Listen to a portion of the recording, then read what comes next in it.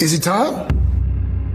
It is time for us to do what we have been doing, and that time is every day. We'll see what happens. We'll know in a very short period of time, but it looks like it could be something that will be not good.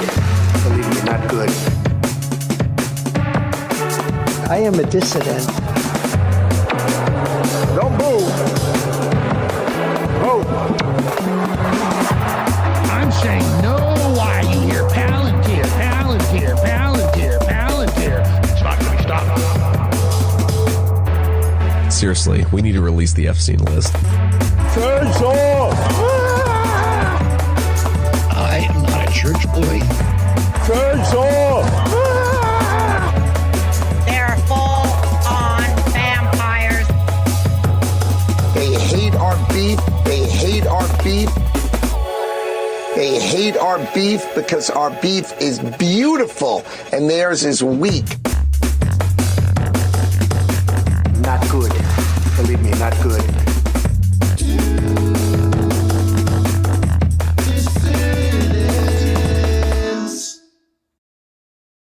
Spotlight, let's start with New York City and a musical that is sparking controversy for good reason. It's called Slam Frank. It portrays Holocaust victim Anne Frank as a pansexual Latina with a non-binary lover. That's real. The creators say it's about diversity and inclusion. Critics call it disrespectful and offensive, signing a petition to cancel it. Let's take Slam Frank and set it aside. It's grotesque, it's ridiculous, it's off Broadway, and it wants attention. Hey Fox News, maybe before doing your so-called journalism, you can look up some basic facts, like the fact that an off-Broadway theater is 100 to 499 seats, and an off-Broadway theater is 99 seats or fewer. And we, Slam Frank, are playing at Asylum NYC, which has 150 seats, making it an off-Broadway theater. So don't listen to all these journalists giving you fake information. If you want to hear the true story of Latinx pansexual Anne Frank, come see Slam Frank. See for yourself.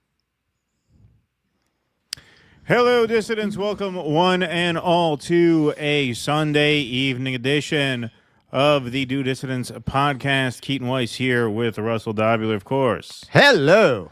How's everybody doing? We're going to jump right in, actually, because our intro today is kind of part of the show. As you can see, Russell's sporting the Slam Frank t-shirt. So why don't you put what we just saw in context?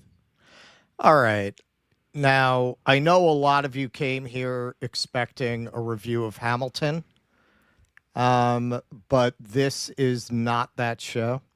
Hang on, what happened? Go ahead, just throw it up. Today, we are actually going to be reviewing Slam Frank, which I got the chance to go see over the weekend last night, and it was fantastic. If you are in New York City, if you're in the New York area, if you can get to New York, it's been extended a few times now. It's running until the 23rd, so you have a couple more weeks to catch it.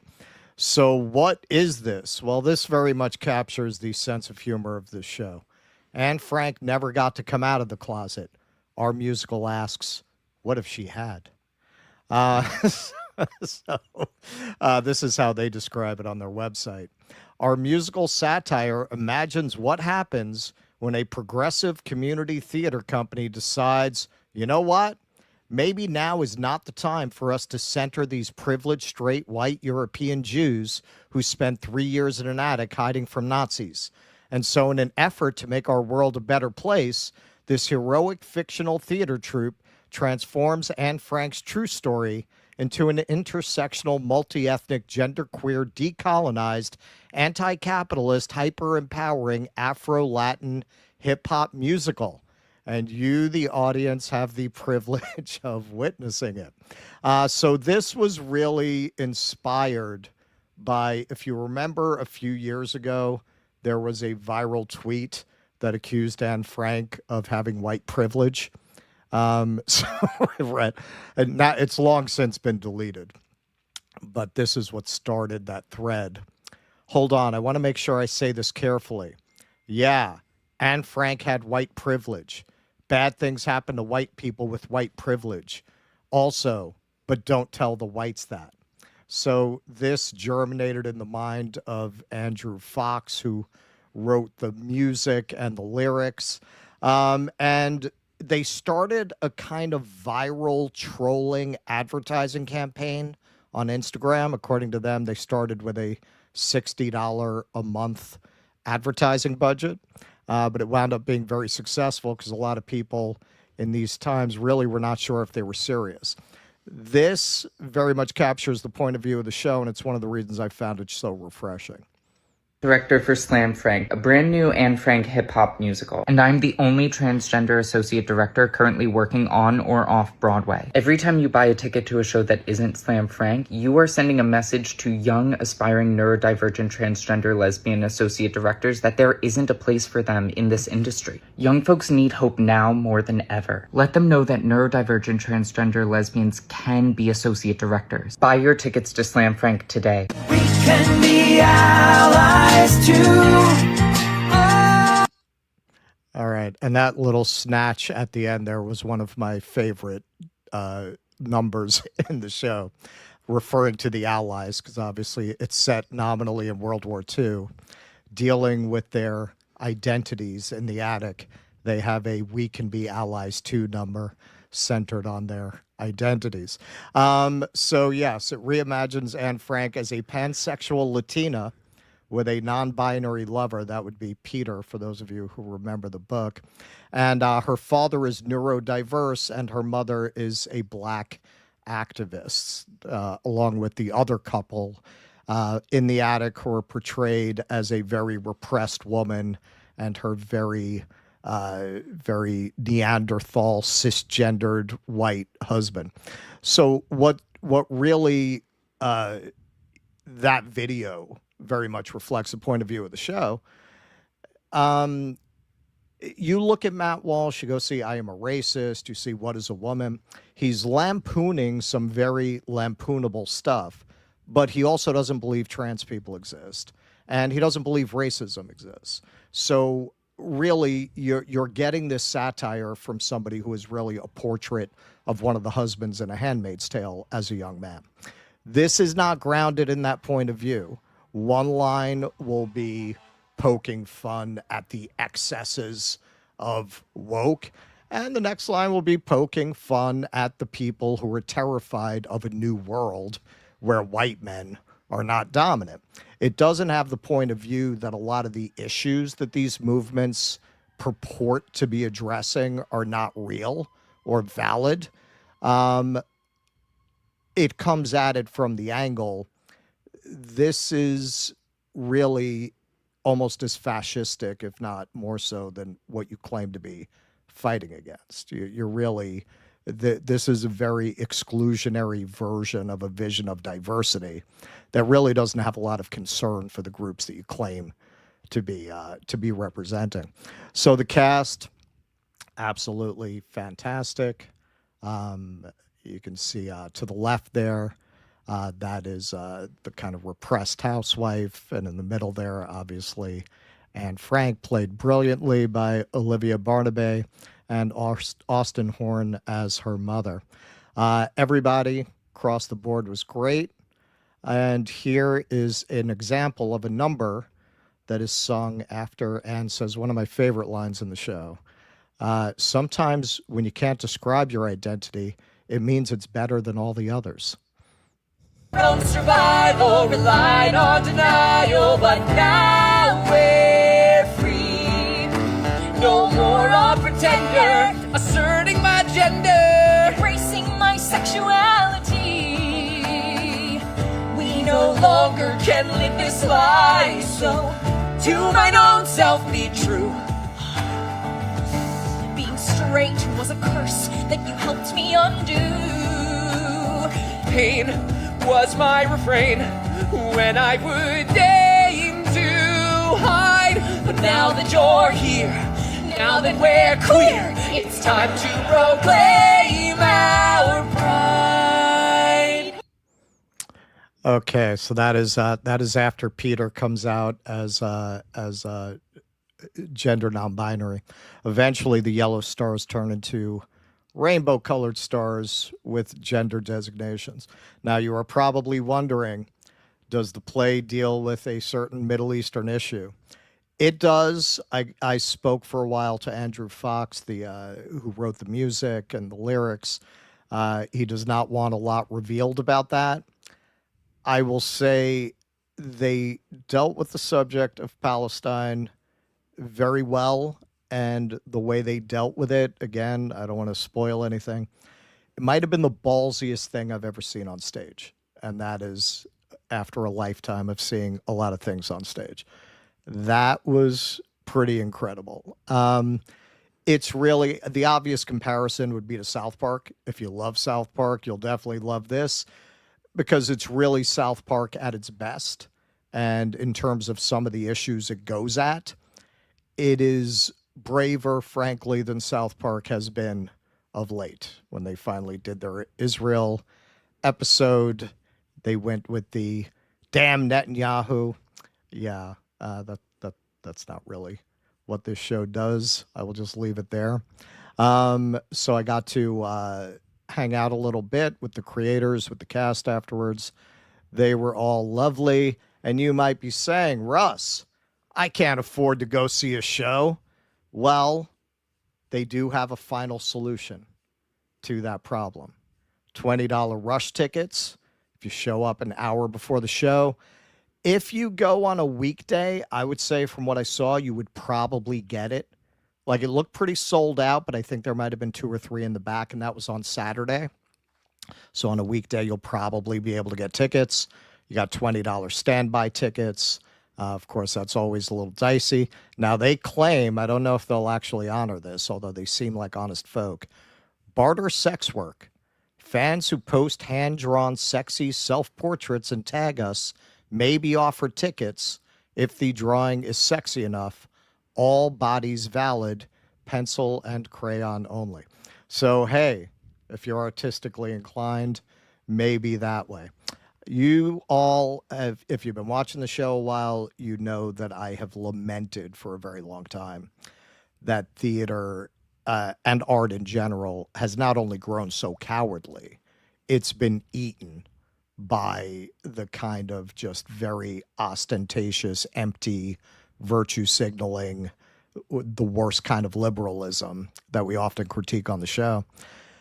Seeing this actually in many ways restored my faith in the idea that in the end there are always going to be artists. You can't kill art.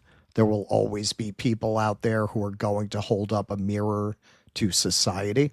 That's very much what this show does. It critiques a lot of these movements that have obscured legitimate issues, which it treats as legitimate. It treats those issues as legitimate as well. Again, like South Park at its best. Well, you said that Matt Stone and Trey Parker's names were on the program in some way. Are they involved in some way? They were in the special thank you, which kind of makes sense because one thing that definitely struck me watching this is it is amazing that they got this to stage. I talked a little with the composer about casting, and he did not have an easy time. I'm talking to their publicist about getting him on for an interview next week. Hopefully we'll get into that a little bit more. But he did have a hard time getting a cast. But it does show you how much the culture has shifted in that 3 years ago. You could not have gotten a venue for this. I don't even think 2 years ago you could have gotten a venue for this. Like nobody, and if you did get a venue for it, the cancel crowd would have stirred the pot into, something that would have made it very, very difficult for them to continue with the show. From what I see today, sometimes when we touch on subjects or points of view that in the past we would have had 100 people coming at us in the comment, now you get like 2 of them. And one of the reasons you get 2 of them is because it was always 2 and 98 who jumped on. Now the 98 don't jump on, and it's exposed as being the 2 that it always was. So yeah, you got people who are mad about this show. They started a petition to stop the show. They got 600 signatures. Well, and it also pissed off Fox News. I mean, that's the thing. It's kind of trolling at both ends, which is a very South Park thing to do, right? Like you had the Will Kane basically attacking it as, anti-Semitic, because that's the Fox News perspective, right? And shoving it down, using the Holocaust to shove woke ideology down our throat. Like, that's what Will Cain on Fox would have had you believe it is. And it seems like most of the promotion for the show is satirical in nature, like it's an act that the director puts on, for the camera for Instagram, which was a big vehicle of promotion. So yeah, sounds interesting. It was just incredible to see that. You know what, man? The people, the generation they're from, the age that the cast is, they really grew up in the heart of this. They really get its contours. And to see that in spite of the best efforts of many forces, it's not really an anti-woke show. It's South Park at its best. It's an where the culture is show. Everybody's horrible. Everybody's ridiculous. Everybody's a hypocrite. It is really heartening to see that in spite of so many forces competing to crush minds and to limit imaginations, that people are able to still come out the other side and create art. The only walkout they got was Indigenous Moses. A couple walked out when Indigenous Moses in traditional shamanic, vaguely Central American costume with a stick with two bagels strung on the end came out. That was too much for one couple. But if you are in New York, definitely, if you can get here, see the show before it closes. All right, there you go.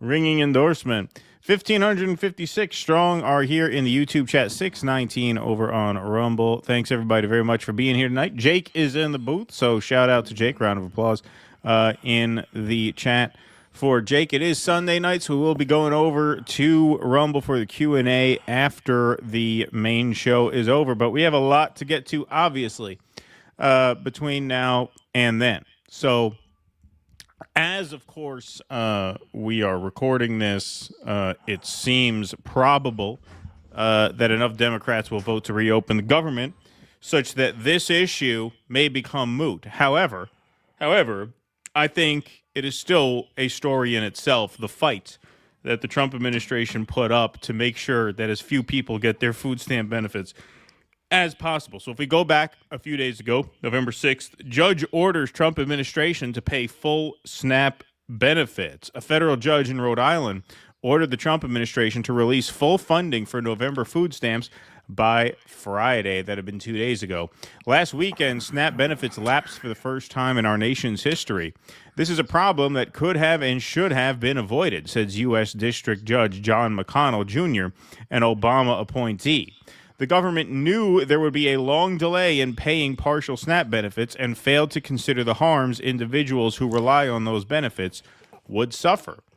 So Pam Bondi was outraged about this, as usual. Judicial activism at its worst.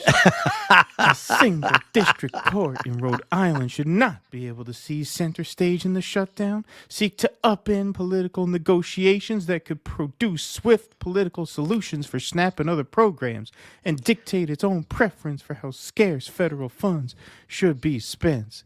With hours to go before the TRO compliance clock runs and the First Circuit waiting to deny immediate relief until minutes ago, we have filed an emergency stay application in the Supreme Court requesting immediate relief. And the Supreme Court granted them such a stay. So the Supreme Court issues emergency order to block full SNAP food aid payments. The Supreme Court on Friday granted the Trump administration's emergency appeal to temporarily block a court order to fully fund SNAP food aid payments amid the government shutdown, even though residents in some states already have received the funds. A judge had given the Republican administration until Friday to make the payments through the Supplemental Nutrition Assistance Program. But the administration asked an appeals court to suspend any court orders requiring it to spend more money than is available in a contingency fund, and instead allow it to continue with planned partial SNAP payments for the month. After a Boston appeals court declined to immediately intervene, Supreme Court Justice Ketanji Brown Jackson issued an order late Friday pausing the requirement to distribute full SNAP payments until the appeals court rules on whether to issue a more lasting pause. Jackson handles emergency matters from Massachusetts. Yes, that's why it's fell to her to grant the stay. Her order will remain in place until 48 hours after the appeals court rules, giving the administration time to return to the Supreme Court if the appeals court refuses to step in. So Bondi was very proud about this. The Supreme Court just granted our administrative stay in this case. Our attorneys will not stop fighting day and night to defend and advance President Trump's agenda. What agenda? What do you mean advance his agenda? As part of his agenda now is to stop the SNAP payments from going out? I guess so. Well, J.D. Vance played his role as loyal hype man here. So Paul Zipula says VP Vance tells the activist federal judge who ordered President Trump how to handle SNAP to basically go to heck. I don't know why the hell he chose that wording. Vance did not say that. Would have been hilarious if Vance said that. He can go to heck. But this was his commentary choice. This is why I'm looking forward to voting for Vance one day for POTUS. He's MAGA and he's relentless. It's an absurd ruling because you have a federal judge effectively telling us what we have to do in the midst of a Democrat government shutdown, which what we'd like to do is for the Democrats to open up the government. Of course, then we can fund SNAP, and we can also do a lot of other good things for the American people. But in the midst of a shutdown, we can't have a federal court telling the president how he has to triage the situation. We're trying to keep as much turned on. We're trying to keep as much going as possible. The president and the entire administration are working on that, but we're not going to do it under the orders of a federal judge. We're going to do it according to what we think we have to do to comply with the law, of course, but also to actually make the government work for people in the midst of the Democrat government shutdown. If they would like to end this, we would welcome working with them to end this government shutdown, and then we wouldn't have to triage what we're going to fund and what we're not going to fund. And the last thing that I'll say is the reason you're having to triage what you're going to fund and not going to fund is because you will not renew the ACA subsidies. That is the crux of all of this. That is the inescapable truth of all of this. Russell, can you turn your monitor down a little bit? I think I hear myself a little bit in your head. Oh, yeah? Yeah, thanks. the American people are unfortunately about to start suffering some very real consequences because of the shutdown. In the past, when you had a government shutdown, you would have, under the Obama administration, they would lean into all of the problems it was going to cause for the American people at the beginning of the shutdown. The president has told us to keep as much going as humanly possible. But after 30 days of this thing, 40 days of this thing, you're going to start seeing very real travel delays. That's because the Democrat government shut down. You're going to start seeing SNAP benefits run out. That's because the Democrat government shut down. They should stop this charade and open up the government. That's what we want them to do. We've been asking them to do it for 40 days. It's time. Yeah, well, of course, the other side of that he's not going to tell you about is this. Consumers on edge as ACA subsidy cliff looms. Quite frankly, it's terrifying. That's right. Millions of Americans are bracing for a sharp increase in their health insurance premiums next year as expiring enhanced subsidies trigger a cliff on aid, and they are worried about the financial stress tied to those extra costs. Ashley Thompson of Austin, Texas, said she and her husband are weighing whether to drop their health coverage next year and insure only their 2 children to make the financials work. Premiums for the family's current health plan on the Affordable Care Act marketplace could triple to about $3,553 a month in 2026 from $1,200 this year without the enhanced federal subsidies set to expire at year's end based on marketplace estimates. That expense, almost $43,000 a year, would account for roughly a third or more of their household income. And that's before even using the insurance, said Thompson, 49, who is a ceramic artist and physical trainer. Quite frankly, it's terrifying. Yes, terrifying indeed. So this left Trump brainstorming on solutions because, of course, they are determined not to renew these ACA subsidies. And so Trump instead calls for ACA subsidies to be sent to consumers. So what does that mean? Well, he explained it in a Truth Social post. I am recommending to Senate Republicans that the hundreds of billions of dollars currently being sent to money-sucking insurance companies in order to save the bad health care provided by Obamacare be sent directly to the people so that they can purchase their own much better health care and have money left over. Well, who would they purchase that much better health care from? They would have to purchase that much better health care from the money-sucking insurance companies. Right. So what the hell would be the difference? In other words, take from the big bad insurance companies, give it to the people, and terminate per dollar spent the worst health care anywhere in the world, Obamacare. When they stopped letting barbers practice medicine, that was when the country started to go woke. Yeah, right. Yeah, exactly. So that is just completely incoherent. Take from the big bad insurance companies and give it to the people so that they can buy their own healthcare. Well, who are they going to buy the healthcare from? They got to buy the healthcare from the insurance companies. So that just makes no sense. Unrelated, we must still terminate the filibuster. That was his solution to get out of the shutdown, is just do a special rules change where by majority vote you nullify the filibuster for this matter and reopen the government. That's sort of the nuclear off-ramp option. And today, of course, Trump administration demands states undo work to send full food stamps. So the Trump administration told states that they must immediately undo any actions to provide full food stamp benefits to low-income families in a move that added to the chaos and uncertainty surrounding the nation's largest anti-hunger program during the government shutdown. The Agricultural Department issued the command in a late-night Saturday memo viewed later by the New York Times.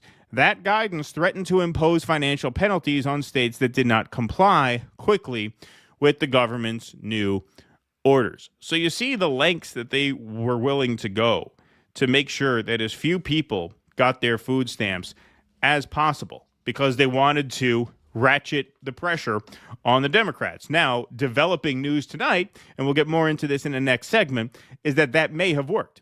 The Democrats may have caved. Now, the politics of that are, of course, pretty complicated, which we will get into.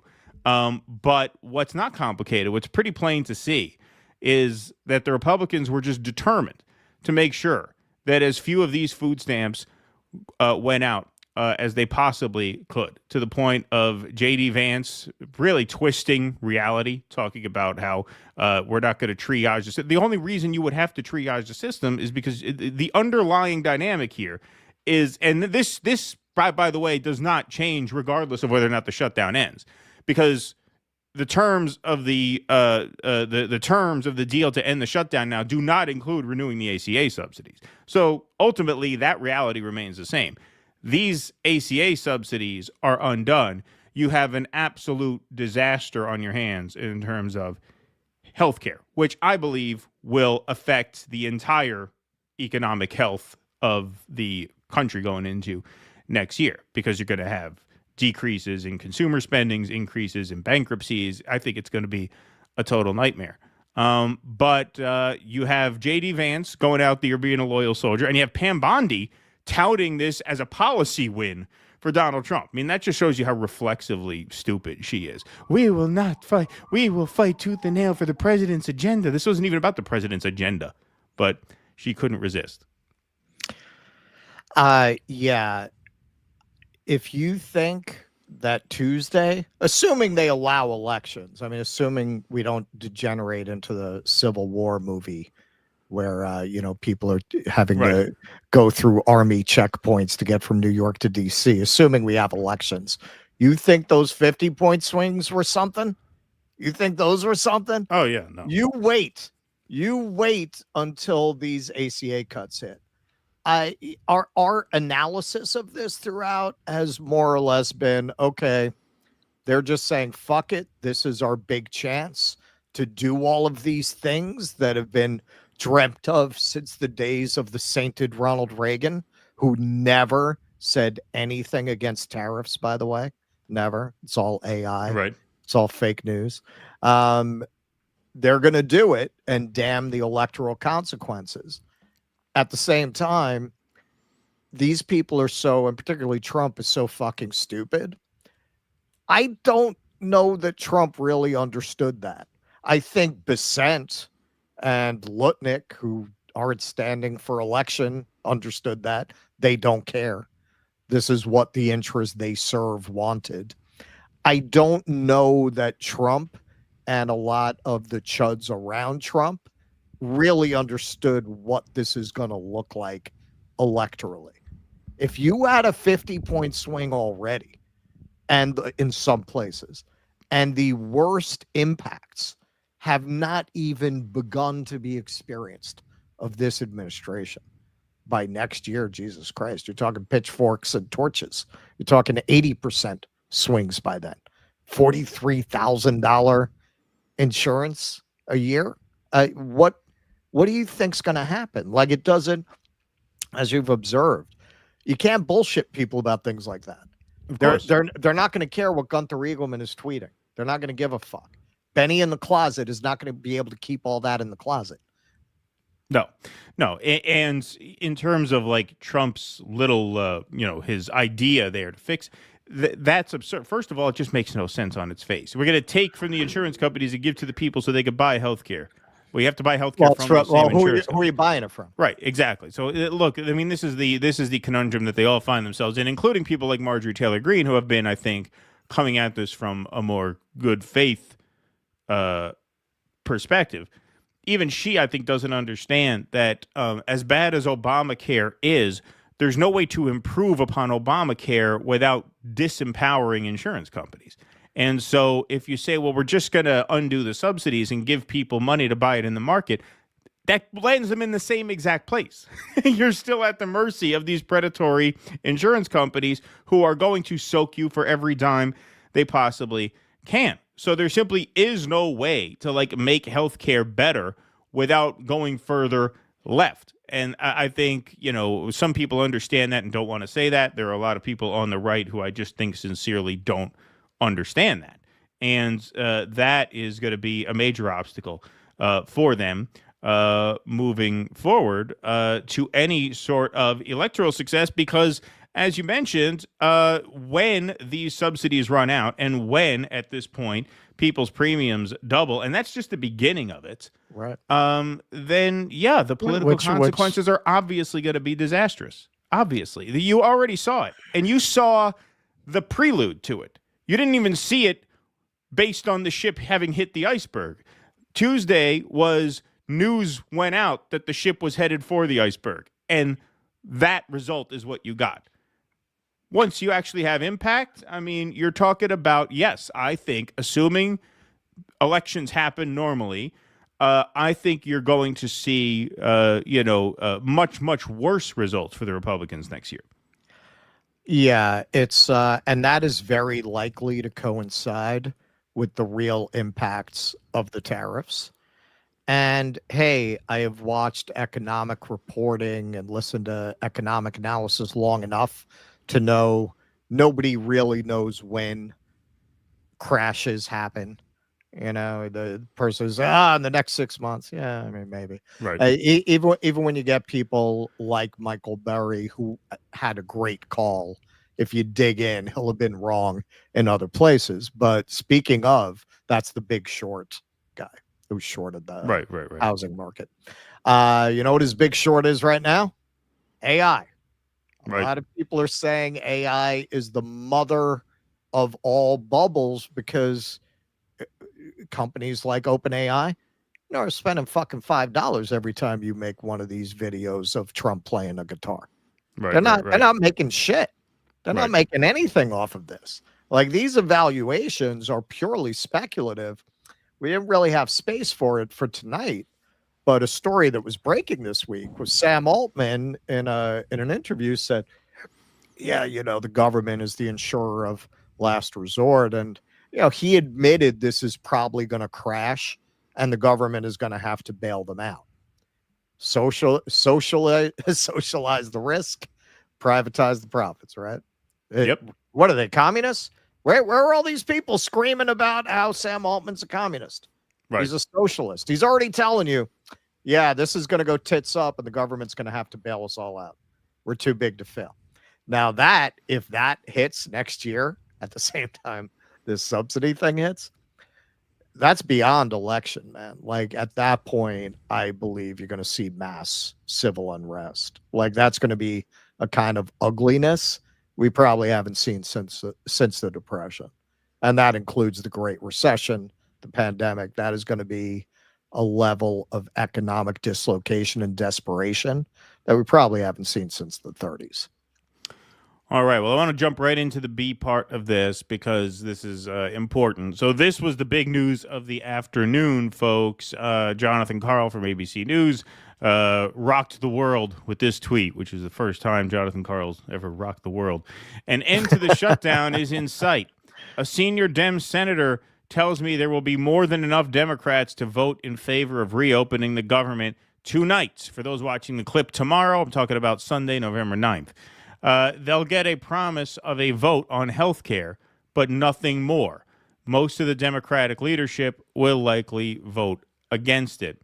The bill will extend funding until January 31st for most of the government and include 3-year-long appropriations bills, legislative branch, military construction, veterans affairs, and agriculture, including SNAP. So Democrats were not happy with this. The Democratic base figured they just won this landslide victory on Tuesday. They felt emboldened by that. They felt the Republicans are on their heels. Why cave now? And they have a point. A promise from Mike Johnson, from Donald Trump, primary every Democrat in Congress that votes yes. Spencer Heikemian, who's a very, sort of blue, no matter who guy. Yeah. Democrats are caving, weak and pathetic. Don Winslow, another real lib. Any Democrat thinking of breaking ranks and caving to Trump, just know I will make you famous. There is no betraying your country in the shadows. There are no side deals in darkness. So Abigail Spanberger went on Face the Nation, and when asked if these big Democratic victories were basically permission for Democrats to prolong the government shutdown, she responded, "Our victory was based on a campaign addressing concerns related to costs and chaos," Spanberger told Margaret Brennan. Virginians need to and Virginians want to see the government reopen. Now, of course, Spanberger is the worst person you could ask about this because so many of her constituents are northern Virginia, D.C. suburban politicos who work in Washington. Like, she got elected by people who are out of a job now. So, of course, she's going to say, no, we need to reopen the government. But broadly speaking, that did not play to the rest of the country very well, at least on the Democratic side. So Kay points out here, Democrats have energized their base by actually putting up a fight. She rides to victory on that wave of energy, and her first advice to the party is to surrender and give Republicans everything they want. So Aaron Regenberg says, so Dems dominated Tuesday during a government shutdown with a message of standing up and fighting this unpopular administration. And their first response is to fold to that administration's unpopular budget demands for zero concessions. Am I getting this right? So Crystal Ball affirms that. Beyond pathetic. And then our friend Nick Cruz says Democrats were just pretending to fight for the election, fell for it again. Oh, yeah. Exactly. Yeah, well, days, not even a week. No, that seems exactly right, that they could not even wait a week before caving. Now, I want to be fair because I've said this over and over again when this topic has come up. Unlike, say, the Build Back Better negotiations, which is all about sort of internecine fighting amongst the Democratic Party, which was a majority party, in this example, the Democrats are the minority party, which means ultimately, if the Republicans were just not willing to renew those subsidies no matter what, and let everybody basically starve, which, spoiler alert, they would, then the Democrats were going to probably have to cave at some point. The question is, when? And what makes that a little bit complicated is the fact that if the SNAP benefits get cut off and people starve for a month, and then the Democrats cave, well, then the question they're going to be getting from the base is, why did you starve your base for a month if you were going to cave anyway? Like, why make people go a month without food if you were going to have to cave anyway? Now, on the other side, because Democrats were feeling very emboldened by their victories Tuesday, and they did kind of see that as the country giving them permission to turn the screws on the Republicans even more, maybe prolong this shutdown in the hopes that they could get some concessions. It depends on how likely you think it was that the Republicans were going to blink. And I think what also had a lot to do with this is the fact that Donald Trump kept yelling at the Republicans to nuke the filibuster and get out of the shutdown that way. And I think if the calculus in your mind is, are the Republicans more likely to nuke the filibuster than they are to extend the ACA subsidies? If that's if we're betting that that's the case, then we better just end the shutdown now before they nuke the filibuster, because then they're going to have absolutely no problem passing any crazy shit that they want for this next year until we assumedly win the midterms. So that's the devil's advocate argument for doing it now. However, it really is a fucking buzzkill. I think you owe it to your base when they turn out for you. You owe it to them to rep them a little bit better than the Democrats just did. To cave right now, you can't even let it go a couple more weeks. You can't even let the Republicans embarrass themselves a little more. Look at what Donald Trump came out with today. That whole proposal, well, what we're going to do with the ACA subsidies is we're going to give people the money so that they can buy their own health care. That is such a moronic idea that it's embarrassing to Trump and the party. So you obviously have them scrambling a little bit. That's why Donald Trump is brainstorming these ridiculous ideas to get out of this jam. Let them do that more. Let them squirm a little bit more. Let them make themselves look a little bit more ridiculous. And if they do that, then hey, maybe in a few weeks, if it's looking really desperate, maybe they do cave. Maybe they say, hey, you know what? We're going to take a bath next year if people's healthcare premiums go up. If this just isn't going to end, maybe we have to come around to you. That may not have happened. And there's always a risk that they nuke the filibuster, in which case you could basically fire sale on the whole country. There was a risk that would happen. But I have to say that I think the disaffected libs are correct here, that this was just way too soon to cave the way they did. It looks weak, and it's demoralizing. It's demoralizing to your voters, who were just very excited that they handed you this win and gave you this momentum. To hand it right back less than a week out, that's about the level of fight you expect from this illegitimate party. Honestly, looking at what's happening culture-wide, a lot of it is just generational. Like, a lot of this is just the dead hand of the past not wanting to let go. You're seeing that everywhere. You see that in the arts. You see that in politics. You see that in economics. There's a new world struggling to be born. And these fucking blood-sucking vampires have really dug themselves into every mechanism by which you would affect real and meaningful change. And of course, what we can see month by month and year by year is the longer they try to maintain current conditions under different names and offer people only very superficial gestures towards change, the more dangerous the situation is getting, the more we're sliding towards something that's more like civil war than electoral politics. Yeah. And you know, in terms of the politics, the final point I'll make on this, because who knows, like, if this deal doesn't come together, then all this talk is moot. The show came at a very awkward time today, because it came at a time when people are like, yeah, this looks like it's probably going to happen, which in politics, there's no such thing as a sure thing. It says now Senate has reached a deal to fund the government through so there you go. January 30th. Okay, there we go. All right. So there you go. So so Democrats caved prematurely, I think. I think they should have shown way more guts than they did. I think now it looks like they only showed that fight to get past November, whatever it was, November 4th, November 5th. Oh, let's just act like we're going to put up this fight until the votes are counted, and then we'll cave. Then again, I just have to say, just to be fair, of course they were playing political games with this the whole time.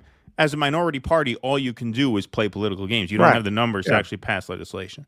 So if they had held out for a month and then realize they have to cave because people are starving to death in the streets because they're not getting their food stamps, well, then people would have said, okay, if you're going to cave anyway, what'd you let people starve for a month for, right? So at a certain point, the game has to end. The game can't go on forever. Now, could they have split the difference here and made the Republicans pay a little bit bigger price? Yeah, I think they absolutely could have. Ultimately, though, especially with the things they were doing, with Right. with Pam Bondi trying to frame Exactly. stopping SNAP payments as Right. heroic, let them do that. Let it get them at do least a few of more that. weeks out of that. Yeah. Get a little bit, get a few more headlines out of that, right? Now, look, when your enemy is fucking up, don't get in the way, right? right, don't get in the way, and that's what they did. They got in the way. Who knows what other crazy ideas Trump would have come up with? Who knows what Pam Bondi would have said? Right. Who knows what Right. video you'd have gotten out of J.D. Vance that you can cut for ads down the home stretch of the next cycle? Like, this did seem premature. I have to say, though, big picture, though, and we'll get into this a little bit later in the show. Big picture, if you looked at the numbers from Tuesday, among voters who hate both parties, like us, among voters who don't like Democrats or Republicans, Democrats dominated that vote by more than 50 points. In other words, among voters who say a pox on both their houses, it overwhelmingly went to the Democrats. Why? Because these off-year elections are referendums on the party in power, which means ultimately, even with this cave, even with this chicken shit move here, even with this betrayal, if you want to call it that, and I don't think it's unfair to call it that, the ultimate big picture political dilemma remains the same, which is that if the Republicans don't figure out some answer to these ballooning healthcare costs, they're cooked in the midterms. The people are going to blame them. So, of course. You know, however you want to shake that out. I mean, the Democrats really can't the lose overall on reality is the same. Yeah, they can't lose. Right. They really, can't lose on this issue. Yeah, exactly. So this is this does damage of, I think, demoralizing a base that for the first time in years had something to actually cheer about. Since Biden won, like really, and they didn't even love Biden. They were just grateful to get rid of Trump. They haven't had anything to legitimately cheer about aside from that Biden victory in like a decade. Right? Like when Trump won in 2016, like when has the Democratic Party base had a reason to be excited until yesterday in the last 10 years? So they're excited. They're riled up. And then you cave less than a week later and just kill your whole buzz. So yeah, I mean, terrible move. Big picture, though, I think the reality remains the same. The Republicans don't figure out some solution to health care, they have no chance. And it's going to get much worse between now and November of next year. All right, let's go to some super chats. Super chat. All right, Tim Clark, 1999 super sticker. Thank you, my man. Thank you. Interrobang 5000. Keen's Pam Bondi impression is my favorite. Why, LOL. thank you. There you go. Paul Chu, FYI, you have an audio issue today. Yeah, we fixed it. We figured it out. That's why I asked. What was it? My headphones were too I think it loud? was just your monitor was a little too loud. Okay. Andy Gardner, your Bondi impression just needs real tears. Think of something that makes you cry. Think of that Huckabee Israel test. Yeah, right. Yeah, exactly. That'll do it. That'll do it. Malik Abuzir. Hi guys, longtime Patreon member, first time sending a super chat.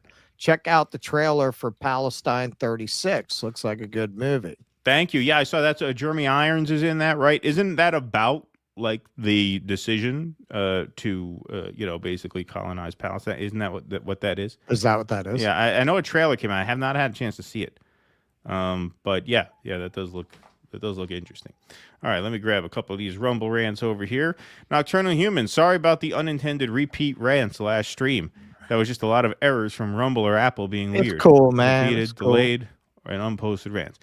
Yeah, no, thank you for your apology. I've been upset about that for the last 4 days. I can't, Russ was like, all right, enough about that. We know, get over it. We get over it. He wouldn't shut up about it. He called me about it 5 minutes before the show. Like, dude, I'm working on the fucking Slam Frank slideshow. Leave me alone. Just kidding, Nocturnal Hubert. I kid. Vienticus Prime says everything's a scam, everything's a lie, everything's hypocrisy, and so I don't. Damn, I forgot the last word. Comply. Say it all at once in the chat, everybody. Comply. Thank you, Vienticus. Don't look now, dirtbags, but we're rapidly approaching the intersection of Hegelian Dialectic Street and Boiling Frog Avenue. They're controlling the car. And Heish style. Hang on tight, peeps. Thanks, Killer Hittin'. While New York Times employees line up for barista mugs at Starbucks, it's left to Ms. Rachel to defend the ethics of journalism. That's right. Though Russell Get Off My Lawn Dobular has theories on the dangers of TikTok, it's great to see big accounts promote and interview candidate Jose Vega. Who interviewed Jose Vega on TikTok? I didn't know that. He hasn't texted us back. Maybe that's why. Well, you know one thing that I always say, boy, was I proven wrong about TikTok. Yeah. I don't know what I was thinking about that. All right, let's do another one. Okay, yeah, this is a fun one. MAGA and the Slumlords, a love story. Yeah, really. It's like Dr. Zhivago there. Yeah. Only with a happy ending. So all right, Wall Street Apes here, one of these shill accounts. Here we go.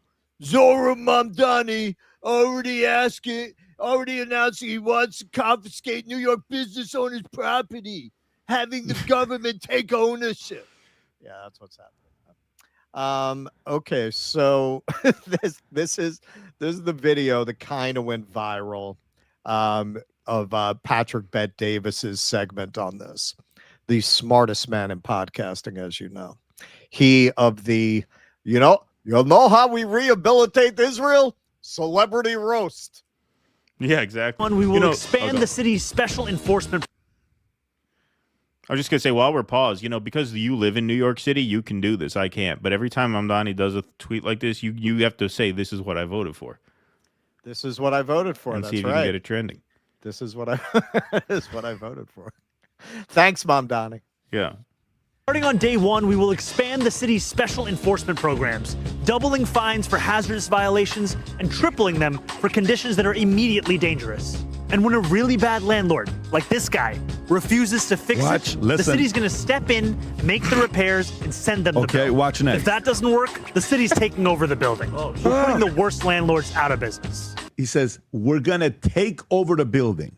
So it's theirs. It's the city's. So you mean like seize the means of production That's like exactly communists? Wait a minute. So he's saying the quiet part out loud. Yes. And people voted for That's it. right. What's that guy's name? That fucking guy's name. This guy, I always forget his name. I do not know who the hype man is here. That guy's like the twin Michael Rappaport ate in the womb. Yeah. But I forget his name. Okay. We will get into how many layers of batshit that contention is.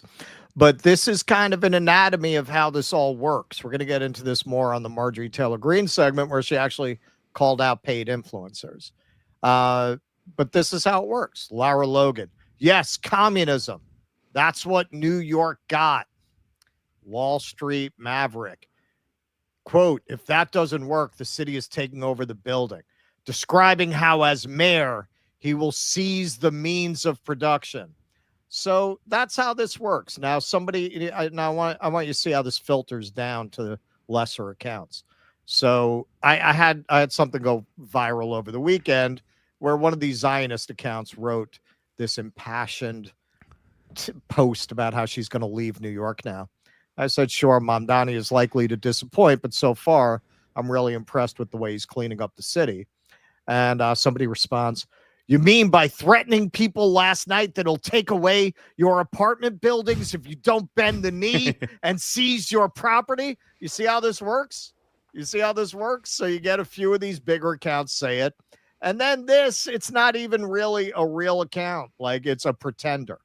0 following, 7,926 followers. So this is either a totally fake account or it's somebody trying to get in on that grift by jumping into these kinds of, she saw a viral tweet. Oh yeah, let me get Elon's attention. Maybe he'll give me some of that side money that a lot of these accounts get. Now, this is wrong on a lot of levels, but the main level it's wrong on is all he is describing there is enforcing existing law. There are already laws in place for the city to take your building in cases where you egregiously neglect to repair conditions that you at that point would have been fined for multiple times already. That takes a long time. You got to really fuck up before they're going to come in and do the repairs themselves. That is I know because I've been in the position where in my building, the landlord had his mentally ill son living on the first floor and he broke the boiler in the middle of the winter. It took 2 months before the city was ready to take the door down. That's 2 months without heat in the dead of winter. That is how severe the situation has to be before the city is ready to take down a door and replace it. And with lesser violations, like, say, mold, that could take years before you're going to rack up enough violations that the city is going to send in a work crew to cure. But just to show, yeah, this is under the New York City Administrative Code. You get a notice and summons first from the Department of Buildings. They serve a notice and survey and summons to interested parties, requiring them to address the unsafe condition. Then you get a court order. If the owner fails to correct the condition, a court may issue a precept, which is an order authorizing the city. So again, you have to go through a judge before you even do the work. You need a judge to say, yeah, this is severe enough and the landlord is unresponsive enough for the city to do it. Such as sealing, demolition, or other emergency repairs and charge the cost to the property. They still haven't taken your building. They've charged you for the work that they're doing.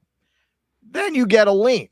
Unpaid cost for emergency work becomes a lien on the property, which can eventually lead to foreclosure and seizure if the lien remains unpaid. Another avenue by which you might lose your building are chronic housing code violations.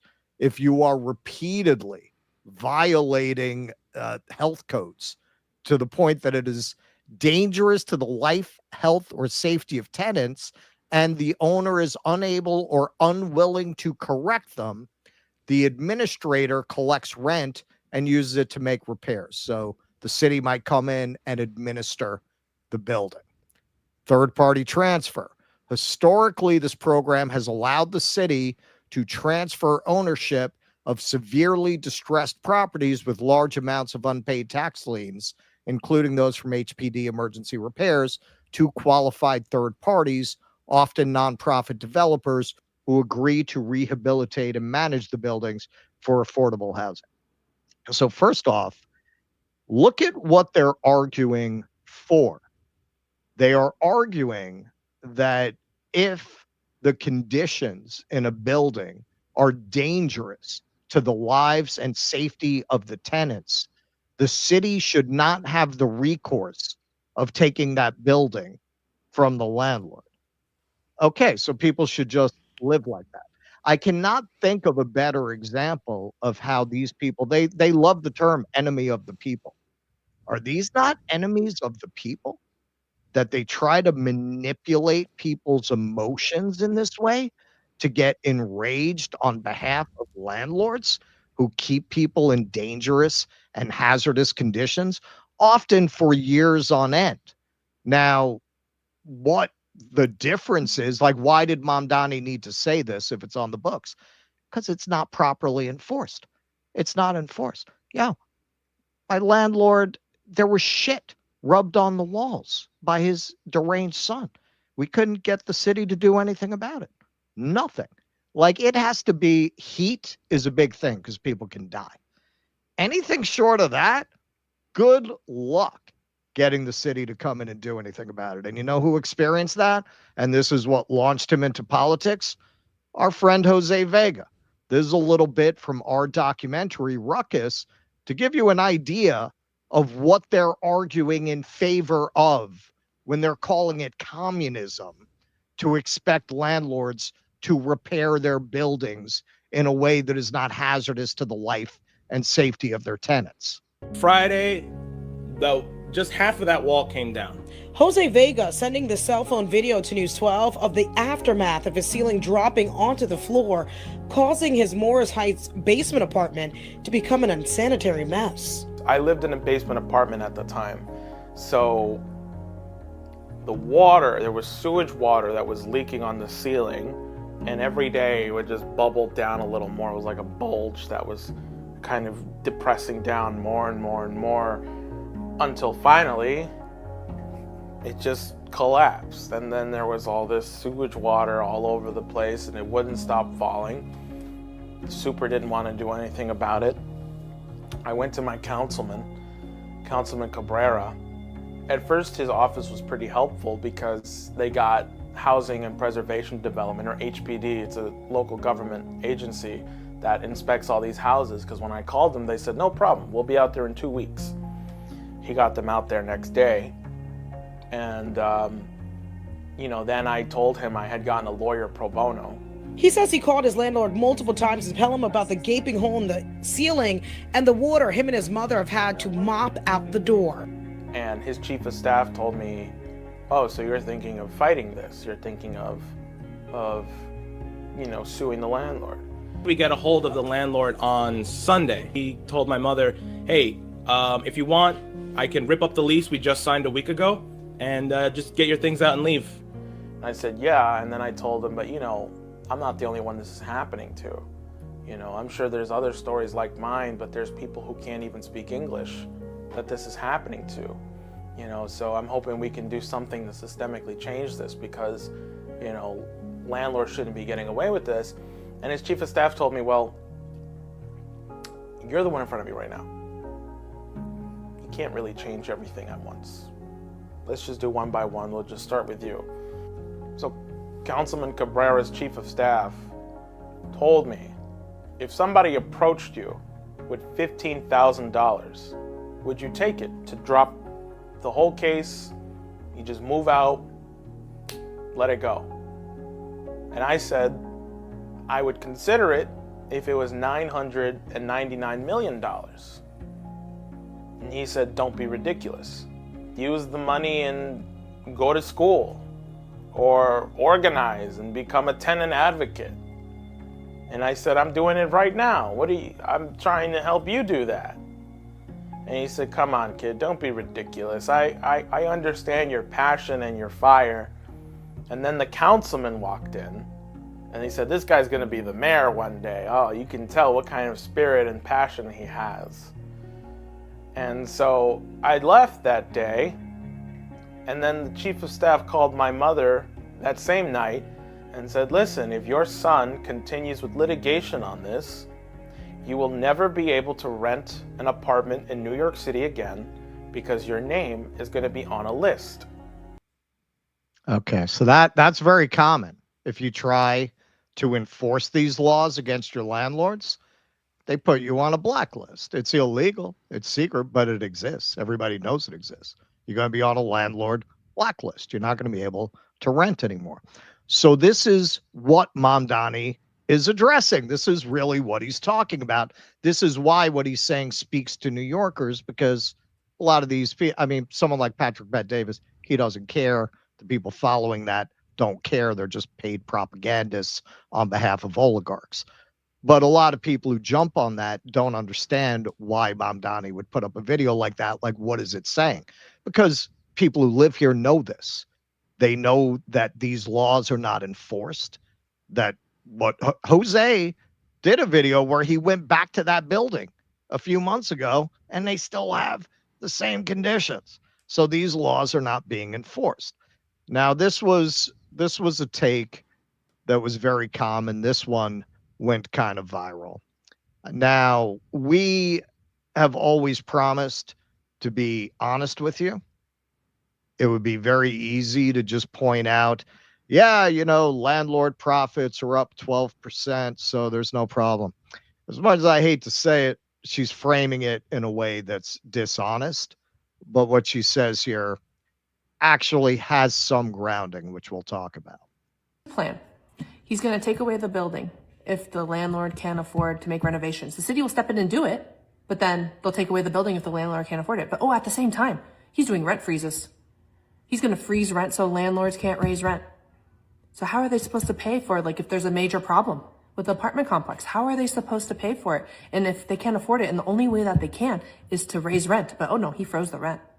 You know, materials are going up, labor is going up. What's going to happen? Oh, they'll pay for it, the city. But then, oh no, if you can't pay me back, I'm going to take away the building. This is a slow, like over time, slow transition into government housing. And what does that sound like if the government's going to be owning all these buildings? Communism. Okay, so that part, the whole last part is all batshit and ridiculous. It is very few apartments that this would apply to. You could do this for 100 years, and you're not going to get an overall move towards all of these apartments being nationalized or, cityized or whatever you'd want to call it. Now, however, there is a kernel of truth here regarding rent-stabilized apartments, which tend to be in older buildings that need more maintenance, and also in buildings where they can't charge as much rent. I'm an example. I always say I still live in New York because I pay the rent I was paying in the 90s, right? I mean, they're not getting market rent for my apartment. I'm sure that's true of every apartment in this building. In fact, I know it is. So the New York Times did an article here where they had a conversation with Mahir Zaveri. He covers housing in New York on whether landlords have a right to grouse about their income even as rents rise. So this is the nuance here. So NOI is net operating income. It's net. It's what you make after the expenses on the building. So he asks him, it's done in interview style. So the more rent stabilization in the building, the lower the NOI. And he answers, typically yes, because rent stabilized apartments tend to be older and command lower rents. Between 2022 and 2023, the NOI for landlords who have at least one rent stabilized unit in their buildings went up 12.1%. So this is where I don't want to be like what I'm criticizing. It would be much easier for the argument I would like to make to end it there, but this is the reality. Buildings that were at least 50% rent stabilized saw a 7.3% increase. Those that were at least 80% rent stabilized saw a 5.1% increase. Fully rent stabilized buildings saw a 4.6% increase. Okay, so they're still making money, even at fully rent stabilized, but not 12.1%. So then you take into account extremely pricey repairs. And yes, you do have mom and pop landlords. Now understand, usually when they say mom and pop landlords, they own a few properties. It's usually not this one building that they own, but be that as it may. You're also taking in a lot of money every month. I lived in a rent stabilized apartment with a mom and pop landlord. They still took in $1,500 a month from 6 tenants. So what are you still taking in? You still taking in what, $9,000 a month? Yeah, your insurance is high if it's under HPD. You're providing heat, you're providing water. Like, yeah, they're making a profit, but then when you get into things like you have to replace the whole boiler, or you have to strip all the paint in the building. So to continue, his next question to him. Do relatively small rent increases generate enough revenue for landlords in older buildings? Will landlords let older buildings deteriorate or abandon them altogether, as happened in the 70s? And his answer is, this is what landlords assert. A growing number of academics and housing policy experts seem to agree. I talked to Rafael Castero, the chief executive of the Community Preservation Corporation, an organization that was created in the 1970s in response to that era's housing crisis, helping owners who were struggling. It's a nonprofit that lends money to owners of older rent-stabilized buildings. It has about 22,500 units in its rent-stabilized portfolio out of just under 1 million rent-stabilized units across the city. Castero said the rent increases aren't enough to stop the growing distress in this sector. The organization found that landlords couldn't pay the debt service on some 28% of its loan portfolio, according to a survey it ran. The typical number is around 10%. many advocates for tenants agree that there is growing distress in older, fully rent-stabilized buildings that could make it worse for renters living in them. Landlords could do less maintenance if they're not making enough money or forego renovations or upgrades. In these cases, advocates for tenants say landlords need to take advantage of government subsidies, or if the right subsidy doesn't exist, they need to push the government to create a program that would serve them. All right, one thing I want to point out before we break that down is it is amazing to me how often, as this conversation comes up, they bring up the 70s as if this is what happened in the 70s. The city was making things too onerous for landlords, so they didn't make repairs and walked away from their buildings. It's not what happened in the 70s. What happened is in the 50s, the federal government started doing redlining. They drew red lines around urban areas of ethnic composition, and back then, that did, for the racists out there, it didn't just mean the browns and the blacks. That meant the Irish. That meant the Italians. That meant the Jews. Well, you might like that if you're coming from that point of view, but it meant basically everybody who was not like a Lord of the Rings, Men of the Rest, Riders of Rohirrim, kind of a fucking white person, was an ethnic person back then. And they drew red lines around them because they wanted to drive people out into the suburbs. Now, people who could be white passing, like the Irish, Italians, and the Jews, moved out to the suburbs. That's why you go out to Long Island to this day, all the names are Irish, Italian, and Jewish. It left behind this poorer population in the city. This wasn't just New York.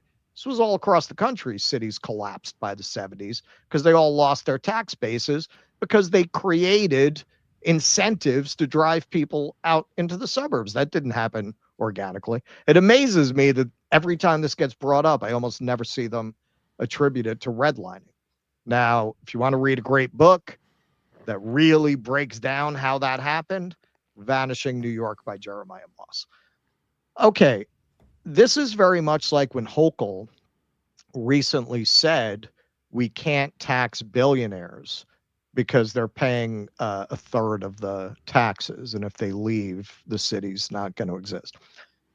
Okay, so there is a kernel of truth in the argument that in rent-stabilized apartments, which are the only ones that this rent freeze would apply to, landlords are particularly financially vulnerable to not being able to meet their expenses, to meet their mortgage, and then not be able to make the repairs, have the tickets escalate, and have the city take the building. That's true. What these people are arguing is, therefore, the city should just let conditions like what Jose lived in go on, right? I mean, what else would be the result of the city not enforcing, again, laws that are already on the books? Mamdani is just promising to enforce the laws in ways these laws are not enforced. So again, what you're saying is capitalism doesn't work to solve this problem. You're conceding that. At the same time that you're trying to critique capitalism, you're actually making a great argument for it, because you're saying our only option under non-communism is to let landlords own their buildings and keep their tenants in dangerous and unsafe conditions.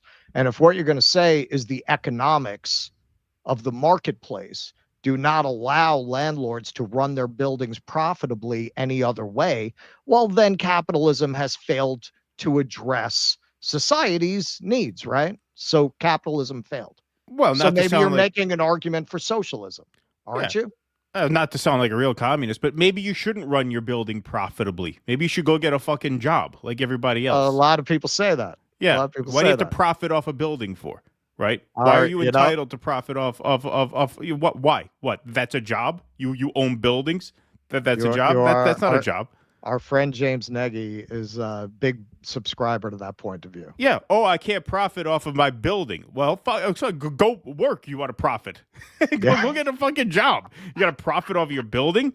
That's a bunch of bullshit. And when you look at what Mamdani's saying here, you're talking about starting on day one, we'll expand the city's special enforcement programs, doubling fines for hazardous violations and tripling them for conditions that are immediately dangerous. So right there, you're talking about fines for hazardous violations of codes. Triple if it's an egregious violation that poses an immediate danger. If you then do not fix it, the city will step in, fix it, and send you a bill. Right. If that doesn't work, the city takes over. So you're talking about like 5 steps into the process. Yes. Extreme and what will hopefully be very rare circumstances. The city might have to confiscate one building, right? If a landlord just refuses, right? Despite all these enforcement mechanisms. Hopefully the doubling of the fines and the tripling of the fines is a deterrent from these violations having taken place. Because everybody, every middle-class person I know, not necessarily poor or working class, every even middle-class person I know has a landlord horror story who lives in New York. Every single one. Which means as it is now, landlords are running slum-like buildings shit on my and getting wall away for the with pandemic. Right, because people are afraid to challenge them. And in New York, getting an apartment is such a pain in the ass. It's so hard. It's so competitive. It's so stressful that once you're in one, you really don't want to start a fight with a landlord and have to leave. Right, because it's just such an ordeal finding a new place. It's so expensive to move. It's so stressful. You know, it's not like the rest of the civilized world. Like when we were on an apartment search when we moved back up to the Hudson Valley to have kids and stuff. We went and we looked at an apartment complex, and we liked the apartment, so like we wanted to put an application in. And we said, all right, we're just going to go to the bank and get our statements, and we'll be back in like 20 minutes. They're like, relax. We could do it tomorrow.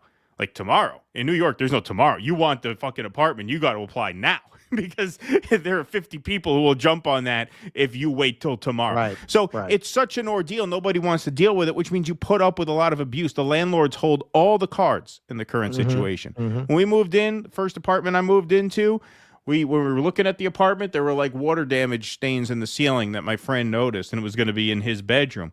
So he asked the real estate person, what's with that? Is the roof okay? Because it seems like there's some water damage here. Oh, we'll look into it. We'll make sure it's fixed by your move-in date because we had like 2 weeks to move in. And so we said, okay. All right, so we go to move in, and we notice that there's no water damage mark in the ceiling, which seems strange because the mark you would think would still be there. It was almost like they painted it over. Right, and just didn't fix the roof. So we're like, all right, well, we'll hope for the best. Turns out, first major snowstorm, his room fucking floods. The leak comes down. It ruins his mattress. He had to throw his mattress out. He had electrical equipment in there that got ruined. Like, the landlord should have to pay a pretty huge fucking fine for that. Yes, that is extremely negligent and dishonest to just paint over the ceiling and act like you fixed it when you didn't fix it. I went to an apartment. I saw an apartment once. There was a hole in the fucking floor where you could see into the building underneath. Not like a gaping hole where you're going to fall through. But, like withered, the wood was all fucked up. And there was a tiny little hole where you could actually, if you stared down, it was a peephole into the fucking apartment downstairs. I asked the guy who's showing me the building. I asked the guy who showed me the apartment. I says, there's a hole in the floor here. He says, we fix it. We fix it. I hope you fix it. we fix it. Don't worry, we fix it. Like, landlords have all the power and all the cards, and they rake in money by not having to deal with this shit because people are just afraid to challenge them because renters are in a powerless position. So I think landlords have made a lot of easy money for a long enough time to the point where I think that these rule changes are completely reasonable and completely called for. And hopefully, if they just keep up the building the way every landlord has to, the way every homeowner has to, then we don't have any of these problems and they don't have to pay any of these fines at all. The whole idea of this is to incentivize landlords to take care of the buildings that they fleece people to rent. And I think there's no reason not to. Right. This is where, I would agree with the tenant advocates. Like, hey, this is how very often leftists gain and lose power, by not acknowledging realities like that.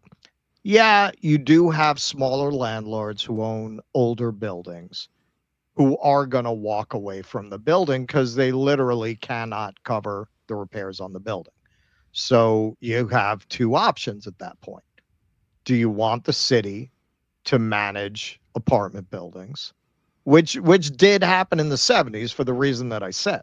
Certain neighborhoods, like the Lower East Side, at one point, the city owned 80% of the real estate on the Lower East Side because it was impossible to get people to pay the rent the landlords would need for the upkeep because nobody with any money was going to live in such a dangerous area as it was at that point. Harlem was another one. The city wound up owning most of the buildings. So you got the option. Do you want the city? And again, these are very different circumstances. Right. Do you want the city to own and manage buildings, which is something you can make an argument for? You'd have to start an agency that does that, and then you have a certain socialized sector would, I guess, become part of the public housing system. Or do you want something like what those tenant advocates were talking about, where landlords who have older buildings that are all rent stabilized, where the numbers don't work, in order to not make it a city burden, they're eligible for certain subsidies for certain types of repairs. Yeah, why not? But there's something there to address. That's what I'm Sure. saying. Like, you can't just say, well, they should have the money. Well, they don't. Okay, so what do you do? Do you take the building or do you? And of course, there are, like what Jose went through. There are some landlords that are just scum of the fucking earth who could pay it, who won't pay it unless you do something like this to them. That's a certain amount of these people. Maybe more than half of them. I would say, based on I would say yes, because we're talking about fines for violations, right? We're not talking about the hot water heater breaks. That's not a violation. That's shit. No, happens. it is. No, but it I mean, if they is. come you in and don't fix it, repair then it's not. Well, that's what I mean. You got to repair it, right? You got to repair it, right? But the fact that it breaks, that's not a violation. No, it's a violation if you just don't fix it, right? So the point is, like, yeah, you have to be able to cover that when it happens. That's part of being in the business of owning a building, right? Yes, well, that's the thing. I mean, and that's the overarching thing. Like, if you can't afford to be a landlord, why do you have a building? Right. Then, You should have a certain amount of capital set aside. You shouldn't just right. have Every enough money business to has buy to it. have that. Every business needs a little rainy day Operating fund, capital. unless you're, and otherwise you'll go out of business the first time something doesn't go according to plan. That's not an argument to just not have any rules regarding the conditions that landlords could keep the buildings in. See, that's the thing. I'm trying to be a reasonable madman here, partly to illustrate that. Like, what is it that they're suggesting be done? Right. They're suggesting that landlords should just have a free hand. And this is how they get you. This is how they get you, man. This is how they get working people getting angry at the idea of tenants having rights. We've had people in the comments here. Just move to another building. Just move someplace else. Motherfucker, you ever even been here? You don't know what just the move to fuck another you're building. talking about. Shut the fuck up, man. Yeah. This ain't fucking Flint, where you could probably just move into an abandoned house. All right. It is like breaking into Fort Knox to get into an apartment. It's brutal. You can't just move. No. You can't just pick up and move like that. No, it is the most stressful, And it's expensive, to difficult. move. Of course, it's fucking hugely expensive. Like, how do you think you're advocating on the side of working people? Yeah, you should just move. Okay, well, OpenAI should just be allowed to go bankrupt, but they're talking about how the government has to bail them out. Do you get angry about that? No, that's by design. That's what I'm saying. To maintain a system this unequal, they have to constantly program you with anti-worker propaganda. Constantly.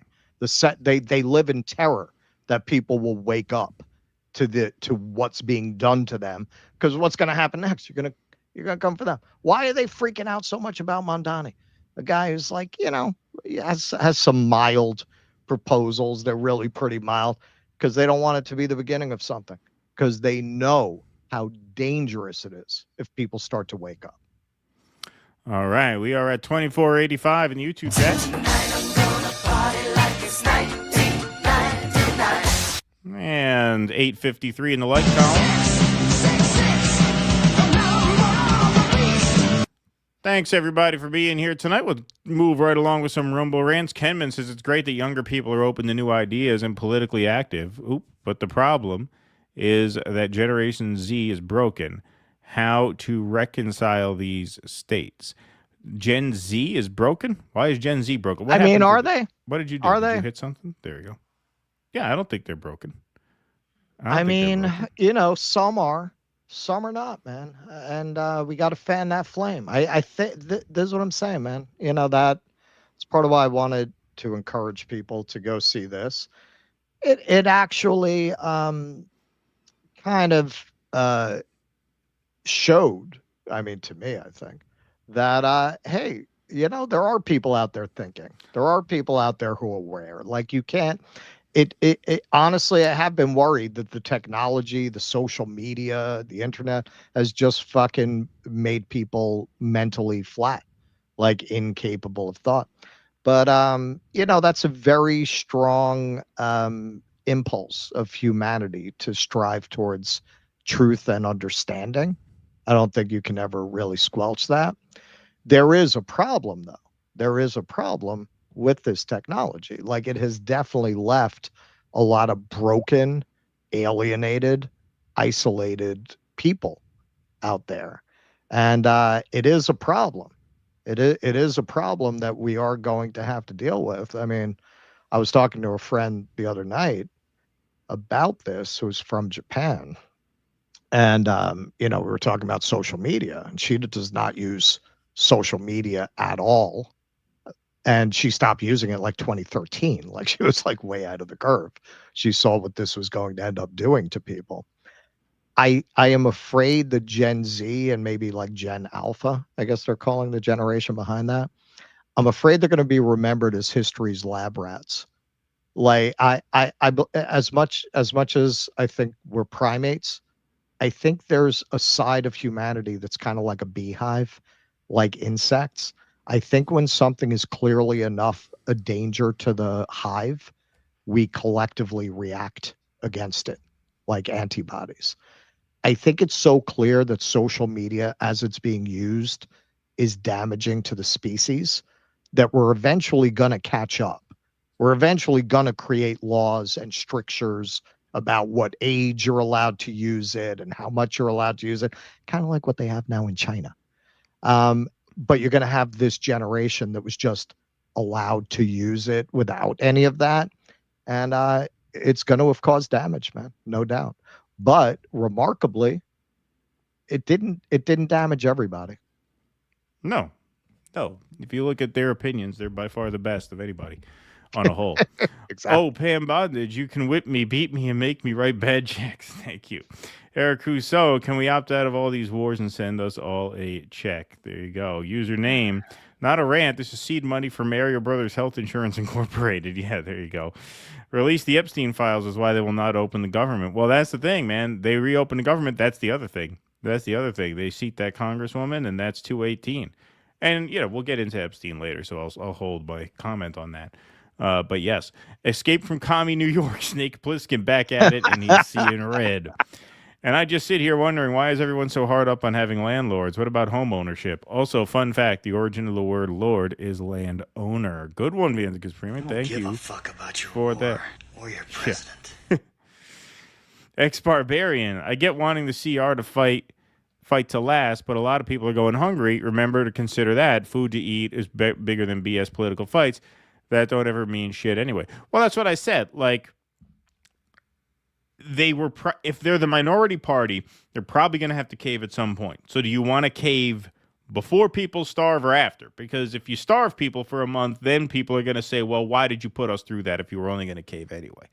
Right? That's the sort of devil's advocate argument for doing what they're doing. Or they're going to call it shut down Ozempic and really appreciate it. Yeah, right, exactly. I, for one, am grateful Cuomo lost because now he and Anthony Weiner could focus on their 2028 POTUS run.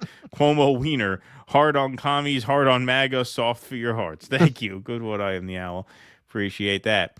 All right, let's take some super chats.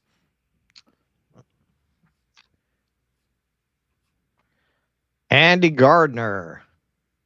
Spam burger really is tasty. The food is good too. Gualnara Marchese.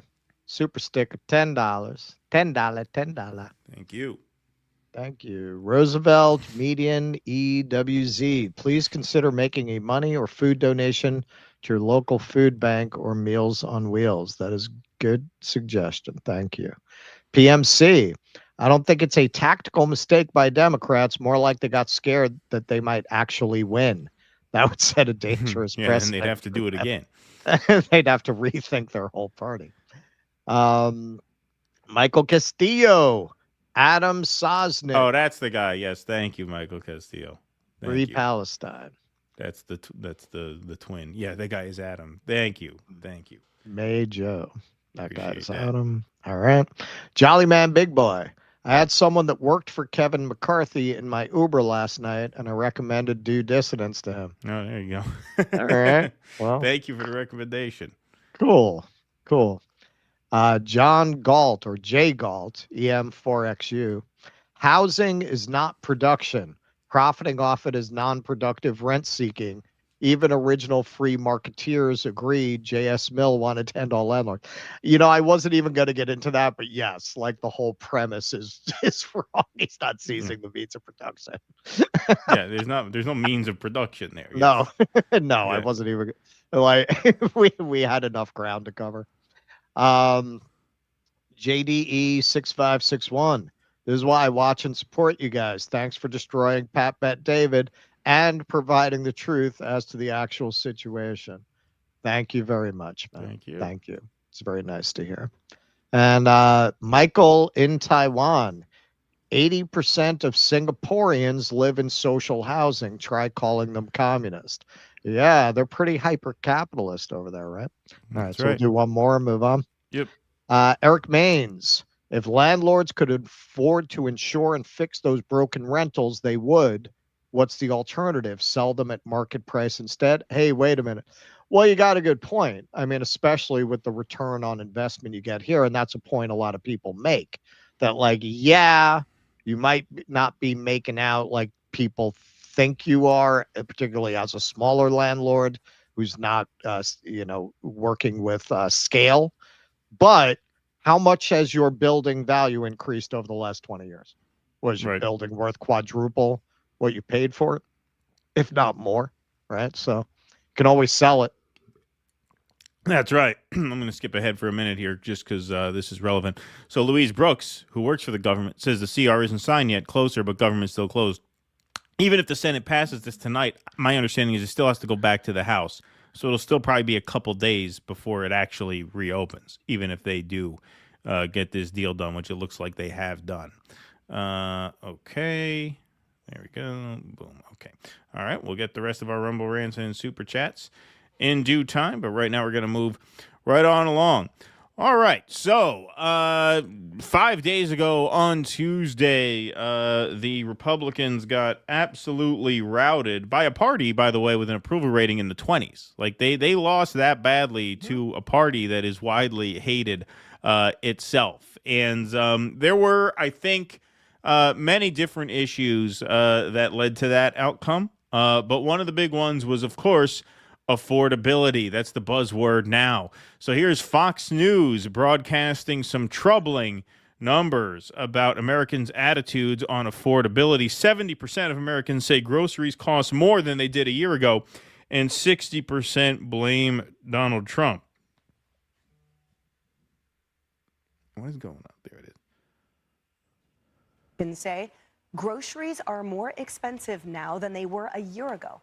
And about 60% of them are blaming President Trump.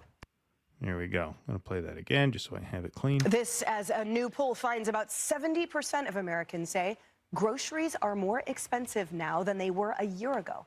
And about 60% of them are blaming President Trump. That's right. And the pundits kind of made matters a little worse here. Fox guessed food prices are up. There's nothing you can say about it. So not really doing any kind of PR cleanup for Donald Trump here. Affordability is something we all need to acknowledge. Regardless of what party you're on, the voters are telling you that affordability is a problem. Whether it's gas prices or food prices, it's definitely on people's minds. And they voted and they showed us this is a topic we can't ignore. Yeah, so Marcus, square this for me, because the president said this in his Truth Social post, and it seems to be accurate. Walmart just announced that the prices for a Thanksgiving dinner is now down 25% since under sleepy, crooked Joe Biden in 2024. Affordability is a Republican stronghold. Hopefully Republicans will use this irrefutable fact. So if that's true, I mean, growing up in Texas, everybody goes to Walmart. That's the number one retailer. Yeah. And then you got Amazon, of course. Why aren't people feeling it if it's down 25% with the... Whoa, spoiler alert. It's not down 25%. Let me blow your mind here. It's not true, as we're going to demonstrate in just a minute. But this guest here is not buying it. Groceries there. Well, it may be true that the meal from Walmart is down 25%, but food prices are not down. And I don't think we should acknowledge that they are. And I think that's the one mistake that we maybe have made in the last several weeks, is not just owning it. I don't think President Trump needs to run away from the fact that prices are up. They're up. I mean, there's nothing you can say about it. No, there's nothing you can say about it. Indeed, that's true. So, of course, the basis of this question here, Walmart just announced prices for a Thanksgiving dinner is down 25% since last year. Well, this explains where that statistic comes from. Get ready to laugh, folks. Trump keeps touting a Thanksgiving meal basket from Walmart that's 25% cheaper, but it has half as many items as last year.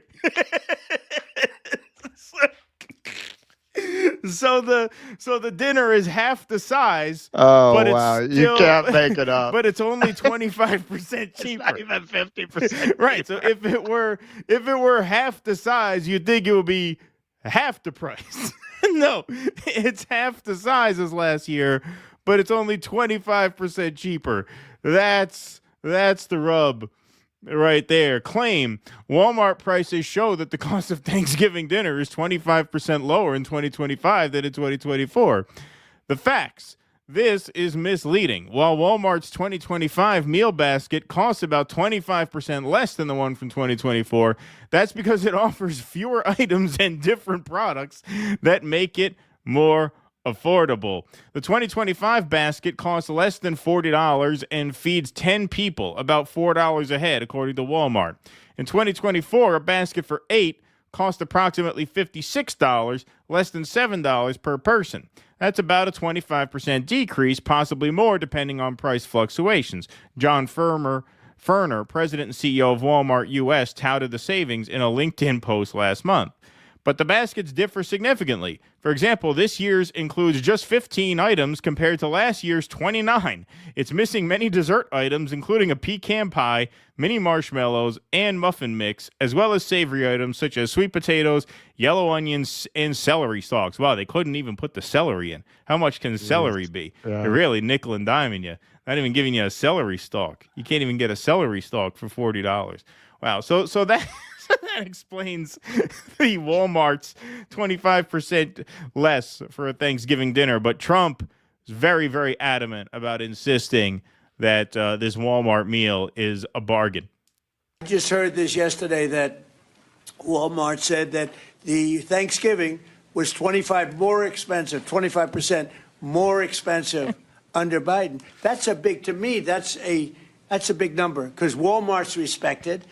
I mean, Walmart is Walmart, and, you know, they're giving you prices.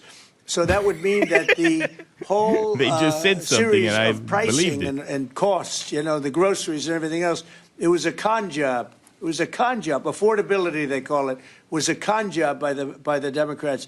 The Democrats are good at a few things, cheating on elections and conning people with facts that aren't true. It was 25%. Walmart just announced it 2 days ago. 25% cheaper this year will be cheaper to have Thanksgiving than it was a year ago under Sleepy Joe Biden. You say that affordability is a con job, as you put it. Say it. You said affordability was a con job, and you didn't want to. You said last night you didn't want to talk about affordability. I talked about it. When did I not want to talk about it? I talk about it all the time. When did you not want to talk about it? Well, as the guy said, last night you literally said you don't want to hear about the affordability, which on top of just getting absolutely drubbed by the Democrats on Tuesday, it seems you added the courtesy of giving them a great soundbite for campaign ads next year by saying you don't want to hear about affordability.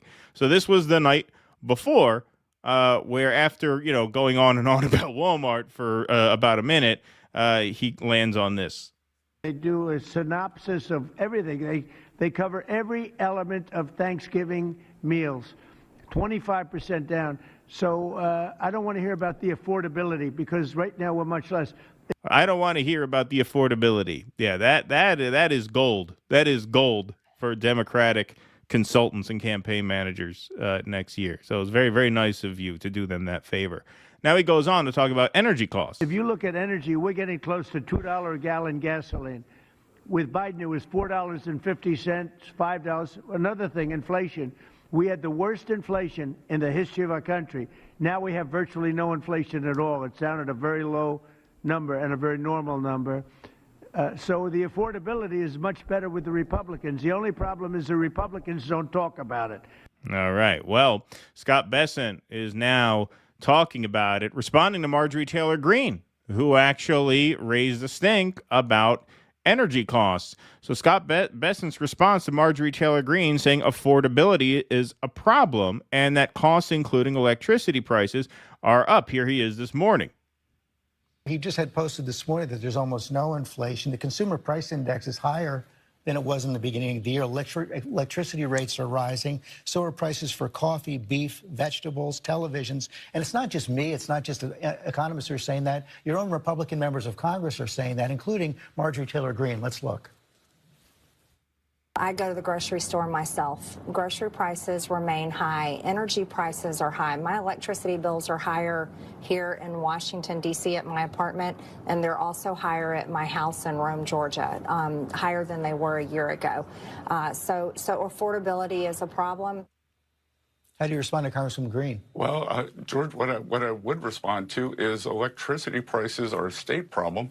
And, I was very interested to see in the earlier clip where the governor-elect of New Jersey said, well, I'm going to bring down energy prices. Well, it was her predecessor, Phil Murphy, who took them up. So, look, there are things that the federal government can control. Local electricity prices are not one of them, but energy prices, gasoline prices are way down. And, we are doing what we can every day. I think we are on a very good path to bringing prices down. Well, who's having a great time? Yeah. Essentially, it's not our problem. Hey, was Scott Bessent George Soros's protege? Yes, that's right. But right. Trump named him Treasury Secretary. Yeah. Isn't that weird? Isn't that weird? So many of the people who support Trump hate George Soros. They think Trump was against George Soros. Isn't that weird that they don't say anything about that? It is very strange. It is very strange, Very strange. You'd think Benny Johnson would post about that from time to time, or Gunther Eagleman, or whoever, but no, not much. No. So as Donald Trump is just dismissing the affordability concerns outright, calling it a con job, a hoax akin to the Epstein files, and Scott Bessent's going on TV saying, yeah, that's not really our problem. It's out of our purview. Here's the scene at Mar-a-Lago on Halloween. We'll play a few seconds of sound and then mute it for copyright, but this will give you an idea.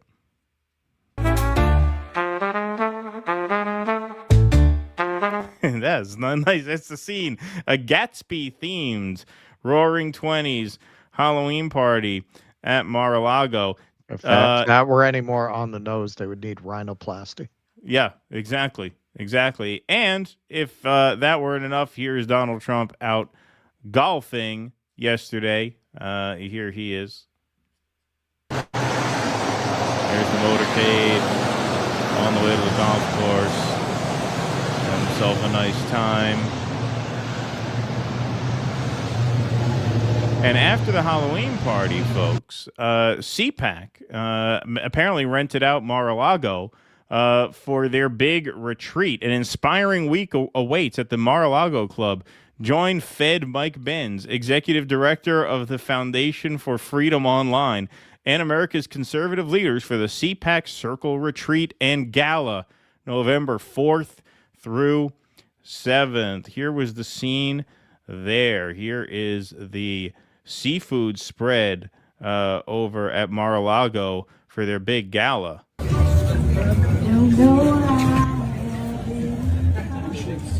A lot of shellfish there. You know what I think? I think that's anti-Semitism.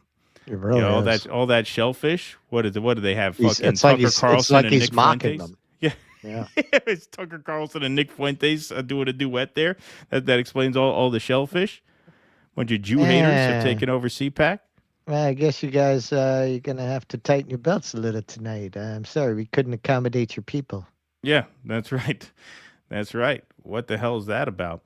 Hey, the cherry on top, folks. You know who a featured speaker at this event was? One Javier Milei, who just got a $40 billion bailout.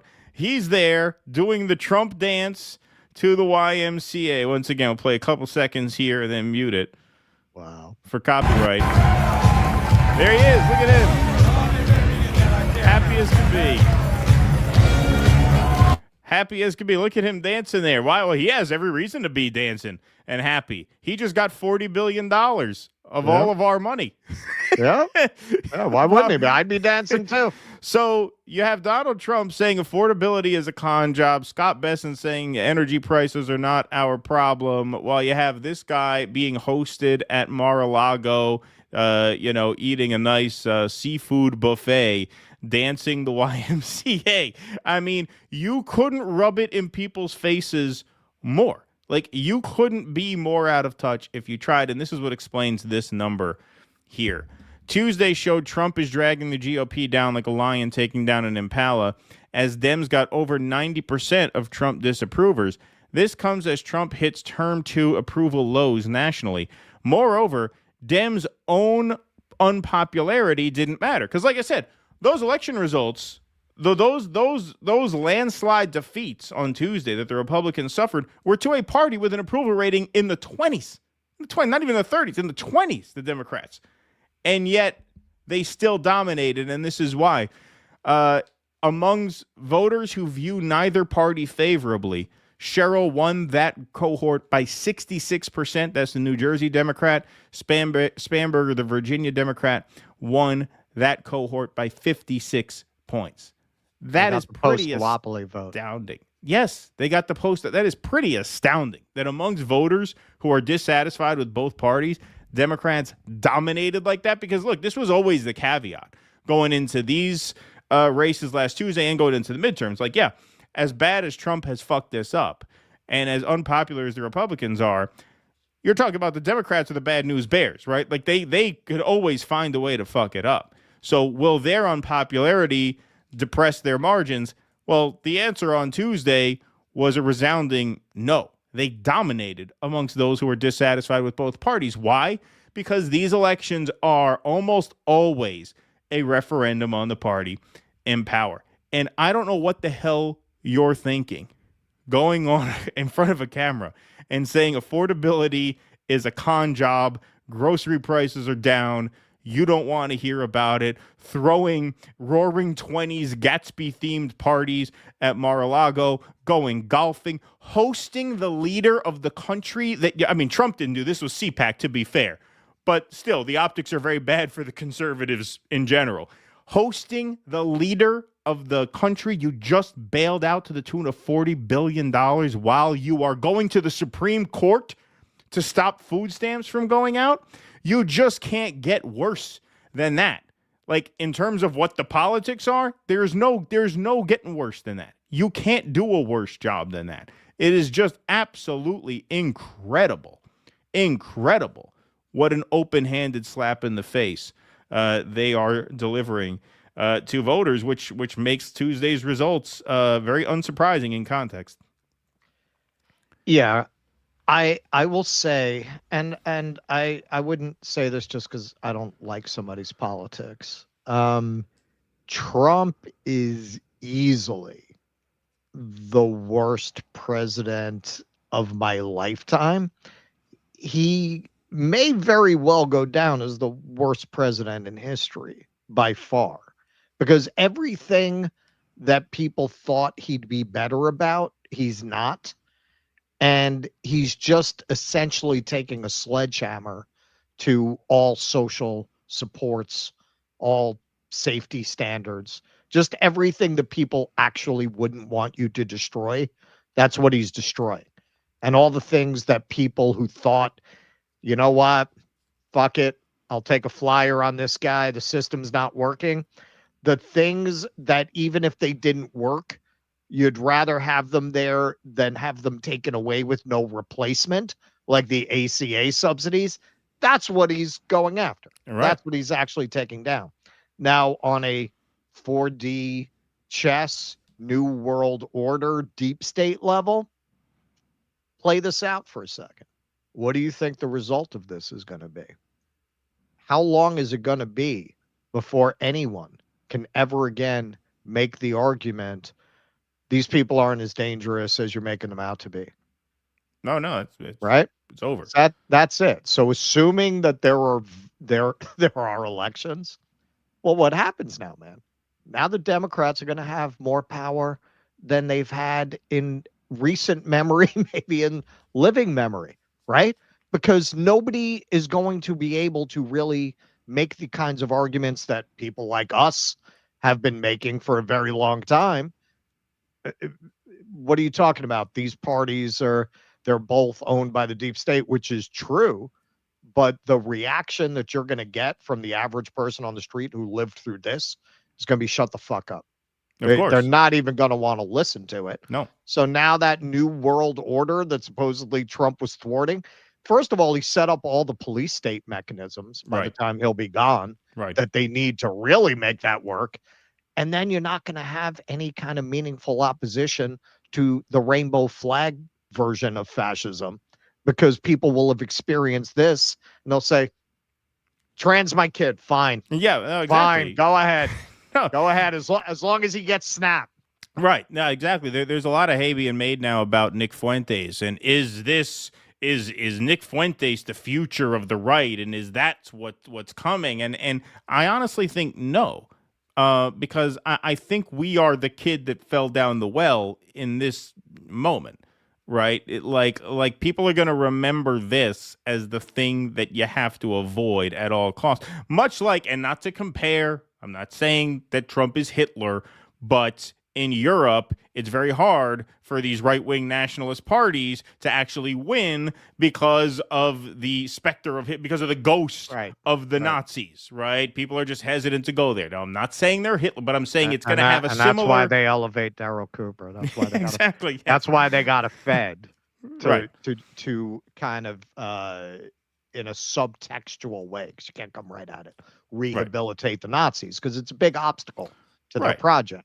Right. Well, this is what I say. Like, I'm not saying Trump is Hitler. I'm not making that point. I'm just saying it's going to have a similar kind of chilling effect where, like, you're going to have people remember this as the thing we can't take any chances with moving forward. And that is going to elevate the kind of status quo politicians that Russell was talking about. Yeah. Gavin Newsom's going to look very, very, very fucking good by comparison. By the time people have lived through, we're not even into the first year yet.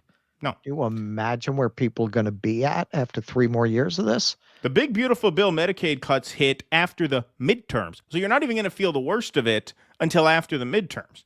Right. Now, you're telling me J.D. Vance is going to match up well against Gavin Newsom in 2028? I don't think so, man. I don't think so. And I'm not sure it will be Gavin Newsom. I have my doubts about that. I still think things are going to happen. Just as an example. Right. But just as an example, it's going to be extremely difficult for them to make any kind of case, as evidenced by these results on Tuesday. At this rate, and in politics, that's the kiss of death, that phrase, because anything can happen. Anything can happen. You can have cataclysmic events. You can have wars. You can have, and I think you will have, just massive voter suppression efforts. It would not surprise me at all if ICE was patrolling the midterms so that the illegals don't vote, which basically means brown people are going to mostly stay home so that they don't have to show their papers. Right. So you could have all of that. But I'm saying, and that's the major caveat. But at this rate, no, if Tuesday is a sign of things to come, it's going to be that times 3. it's going to be triple that. Yo, you know. and no joke. I don't want to be alarmist. I don't want to be like, we were 20 minutes away from nuclear war. I don't want to be one of those people.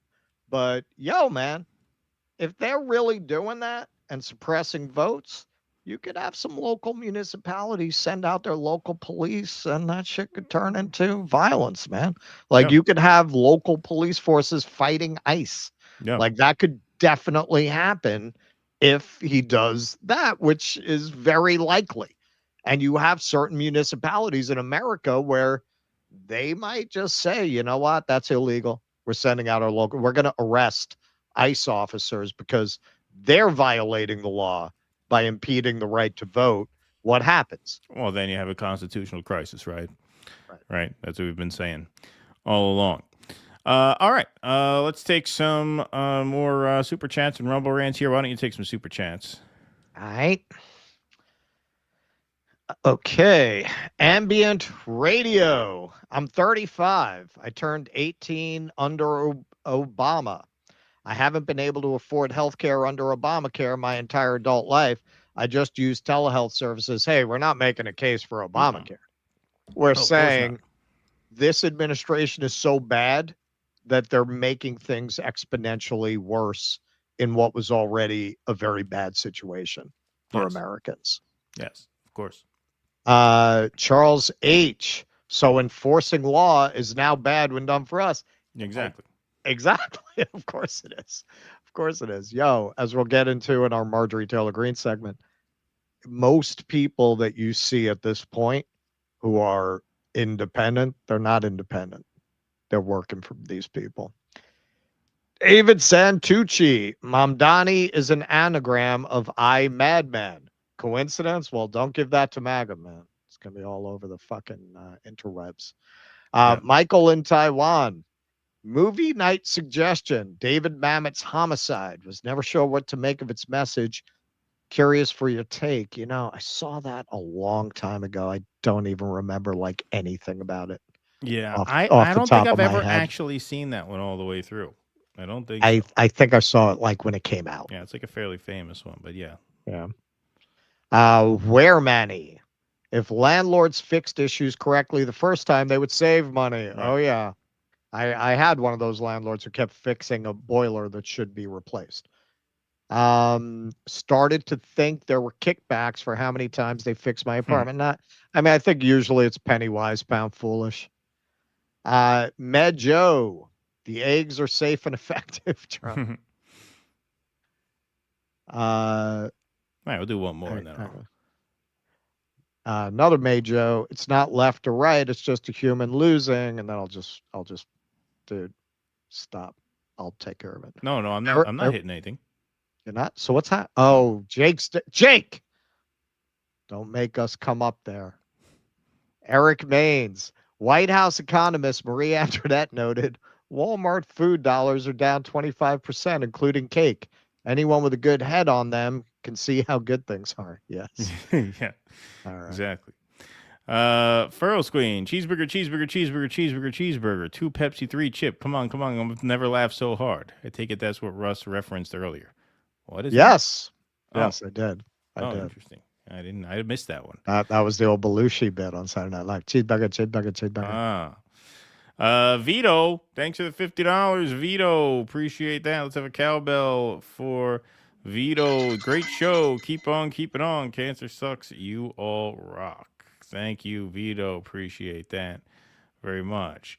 Freddie X, many violations, ignoring notices, doing and billing the work, more notices, lawyer to enforce lien, bank has months to give info, only then does foreclosure process begin. That's like years. More notices, That's years. Yeah, it's a years-long process.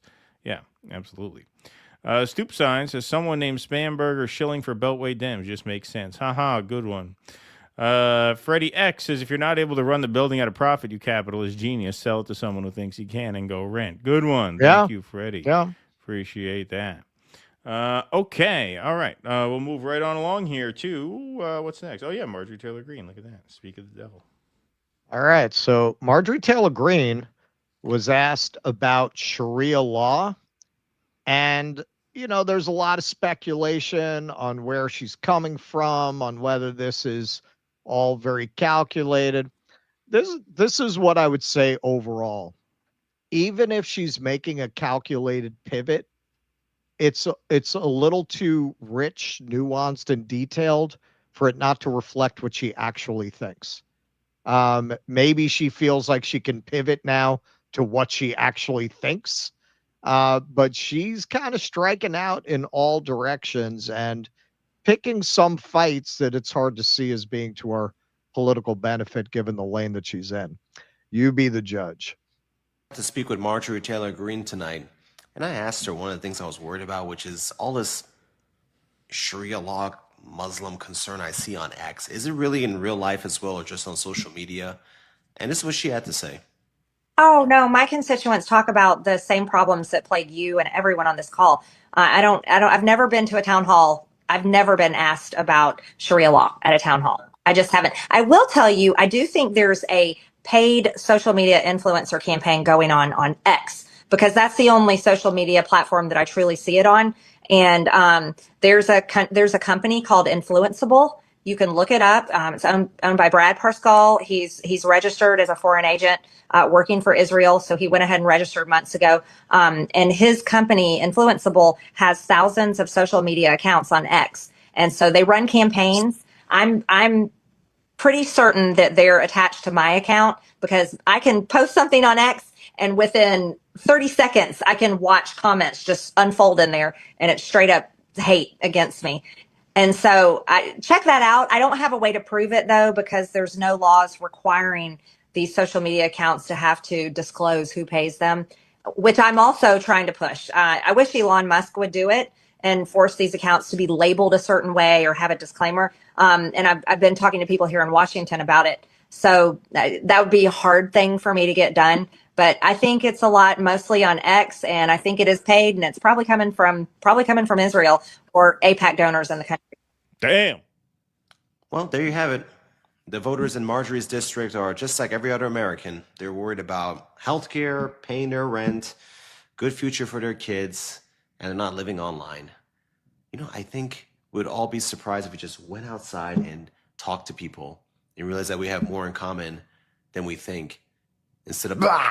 Did I get you? Yeah, man. He makes a very good point. A lot of what you're doing when you're arguing and you're debating, you're boxing ghosts, and you're arguing with bots, and you're arguing with people whose opinions have been shaped by bots. So now this is a subject I've been bringing up a lot. Let's just take a look. I mean, here's Tim Pool, not long ago, this is September, having the balls to say high-profile accounts that get paid to post political propaganda without disclosing should be insta-banned. Bye, Tim. Bye, because we know for a fact. Now, people in our lane did not cover this too much because it broke during Russiagate, and we didn't want to get into it because it had a Russiagate dimension to it. But however you feel about that, first of all, I don't think anyone who was anti-Russiagate ever argued that Russia, like every other major country, doesn't run influence campaigns. That was never the argument. It was that, A, we have fucking nerve to talk. We interfered in their elections. Literally. We had Clinton's people who went over to Russia to get Yeltsin elected brag about it. There were whole front page stories about it as masterful political legerdemain. So that was an element of it. And another element of it was that it was misapplied very often in order to weaponize the argument against Trump. But it was never, no, Russia, unlike any other major country, unlike ourselves, Russia never runs an influence campaign online. So that was never the argument. I think, yes. I don't even think the people who got busted argued that it wasn't a Russian influence campaign. They just said they were innocent of it. Now, that could very well be true. But Tim Pool, Benny in the closet, what we know about Dave Rubin was caught up in that too. What we know about them, the Russia thing's not even material to this. They took money exactly without disclosing it. Exactly.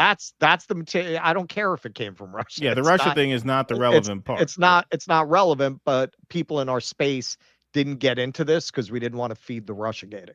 Like, we didn't really cover I think we it did the a way, segment on it. Yeah. Well, yeah, but it wasn't the story it might have been.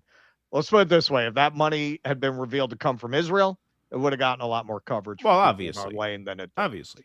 But they took a bunch of money to make videos that had nowhere near the market value that they were being paid to make. Like, Right. nowhere near. So they took the money from somebody. Whether they knew Right. it was Russia doesn't even really matter to me. But They took it from somebody. It's immaterial. Yeah. Yes, they took money and did not disclose it, which raises the question: why, you think that was the only time? You think those were the only people they took money from? That's the time they got caught. They got caught taking money. Now they're probably more careful to make sure the money is American money that they're getting to spout their opinion, or Israeli, which is just as good in terms of impunity. You never get in the Department of Justice to come after you for taking Israeli money, like they came after them for this. Now, when she said influenceable, I said, hang on, that sounds familiar. I've brought this up a few times. Nick Sorter, I don't know why he did this, but he busted some of his fellow bros for taking money from that company. Exposed, influenceable. The company cutting big checks to influencers on behalf of Big Soda. Over the past 48 hours, several large, supposedly MAGA-aligned influencers posted almost identical talking points fed to them, convincing you Maha was out of line for not wanting soda purchases with food stamps. Snap! Some even slimily invoked President Trump as an emotional manipulation tactic, referring to his Diet Coke button. Not a single one of them disclosed that they were paid for these posts, which led readers to believe a general soda ban was in the works. Clown World, Eric Doherty, not Jerome Powell, and Ian Miles Chong were the ones that he exposed as taking this money. Let's see what they say now. Trump administration banning soda candy from food stamps. That's Eric Doherty now. He's getting money from different people now. Getting other people are paying him now. Ian Miles Chong, quoting Adam Carolla. The average female who gets no free food from the government is 146 pounds. The average SNAP recipient is 211 pounds. Nobody could benefit from a nice fast more than SNAP recipients. Well, that's not what he was saying when he took the money from influenceable sight unseen, right, to argue that SNAP recipients should keep getting soda. These people are agents of whoever's paying them, whoever's paying them the most. They argued against the Maha agenda for not even a lot of money, not even a lot of money. On a text. Influencers were texted by Influenceable, telling them to help push back against government overreach, and told they'd be paid between several hundred and even 1,000 plus for each post, attempting to turn MAGA folks against RFK Jr. and Maha. $1,000, like top money, top money. The way Influenceable operates is simple. They develop comfy relationships with lobbying firms. Ameribev and Cart Choice are potentially some examples, who are funded handsomely by massive corporations such as Coca-Cola and PepsiCo. They also develop relationships with influencers such as the ones listed above and pay them to push these lobbying groups' talking points. They're a middleman that makes a hell of a lot, essentially selling out our country. Yeah. Every influencer contacted by Influenceable met the same criteria, supposedly MAGA aligned. This was all meant to manipulate their followers, which trust them for news and opinions into siding with Big Soda. A grand total of 0 of them disclosed they were paid to push a stance on proposed regulations. So, again, very much as with Tim Pool, Benny in the Closet, Ruben, and the rest, you think this is the only time, or do you think this is the time they got caught? And actually, now that Marjorie Taylor Greene said that, I'm wondering if they took that money sight unseen, because Nick might have missed a part of this story. they might have already had a relationship with Influenceable. So it wasn't random out of the blue from a company they didn't know. It was a company they were already peddling their ass to. Right. So this was just the thing of that day. And Nick Sorter happened to, for some reason, catch wind of it. Riley Gaines said they had approached her and asked her to be part of this, and she had declined. So maybe they reached out to Nick Sorter too. And then he saw them posted and put it together. Again, why he went out on a limb about that, I don't know. Gen X girl exposed insurrection Barbie. Who is she? Irina Pavchinskaya Sedano. Felony theft 2017. Disbarred as a lawyer 2017. 2018 fraud and forgery charges. 2020 felony theft $80,000. All of a sudden, 2022, she becomes Insurrection Barbie on X. 2024, starts peddling Israel propaganda. 2025, 1 million followers, reposted by Elon Musk. Now, listen, if any of you are in the game or are on X, you don't just get 1 million followers on Twitter. I'll give you an example. Over the weekend, I had one post that got over 3 million views. I had another post got 1.8 million views. You know how many followers I got out of that? About 500. Do you know what it takes to get fucking 1 million views and to get it that fast? Nick's on X. He used X as a main instrument of communication back in the Sanders campaign. So that's going back 10 years. He just cleared 100,000. So how does this con artist, who all of a sudden starts spreading Israeli propaganda, all of a sudden get over 1 million followers? These people are all artificial. They're all artificial. And she pointed out something else that was very interesting that inspired me to do a little research. Even more interesting is the volume of posts, which average one post every 3 minutes since August 18th, 2022. The no DMs note on her bio may just be because the account is operated by multiple people. It's impossible for one person to post every 3 minutes for 2.5 years. You would die without sleep. So, I mention a lot Gunther Eagleman because it's so obvious to me that that name is a front for multiple. I'm not saying the person doesn't exist, but that's not the person who is just exclusively using that account. So I decided to I'm no Gen X girl. I decided to just take a look at the posting frequency. And this is what I found. 5 minutes, 54 minutes, 11 minutes. What's that one at the bottom? 1 hour, 18 minutes, 23 minutes, 34 minutes, 40 minutes, 41 minutes, 43 minutes, 45 minutes, 49 minutes, 50 minutes, 55 minutes, 59 minutes, 1 hour, and I left out about 6. So this morning, me and Keaton were talking on the phone. I took a look. It was like 9 o'clock in the morning. Same thing. Nobody can sit there 24 hours a day doing that. Now, to be fair, I didn't look at 3 o'clock in the morning, but I think the preponderance of the evidence would suggest that's not a guy.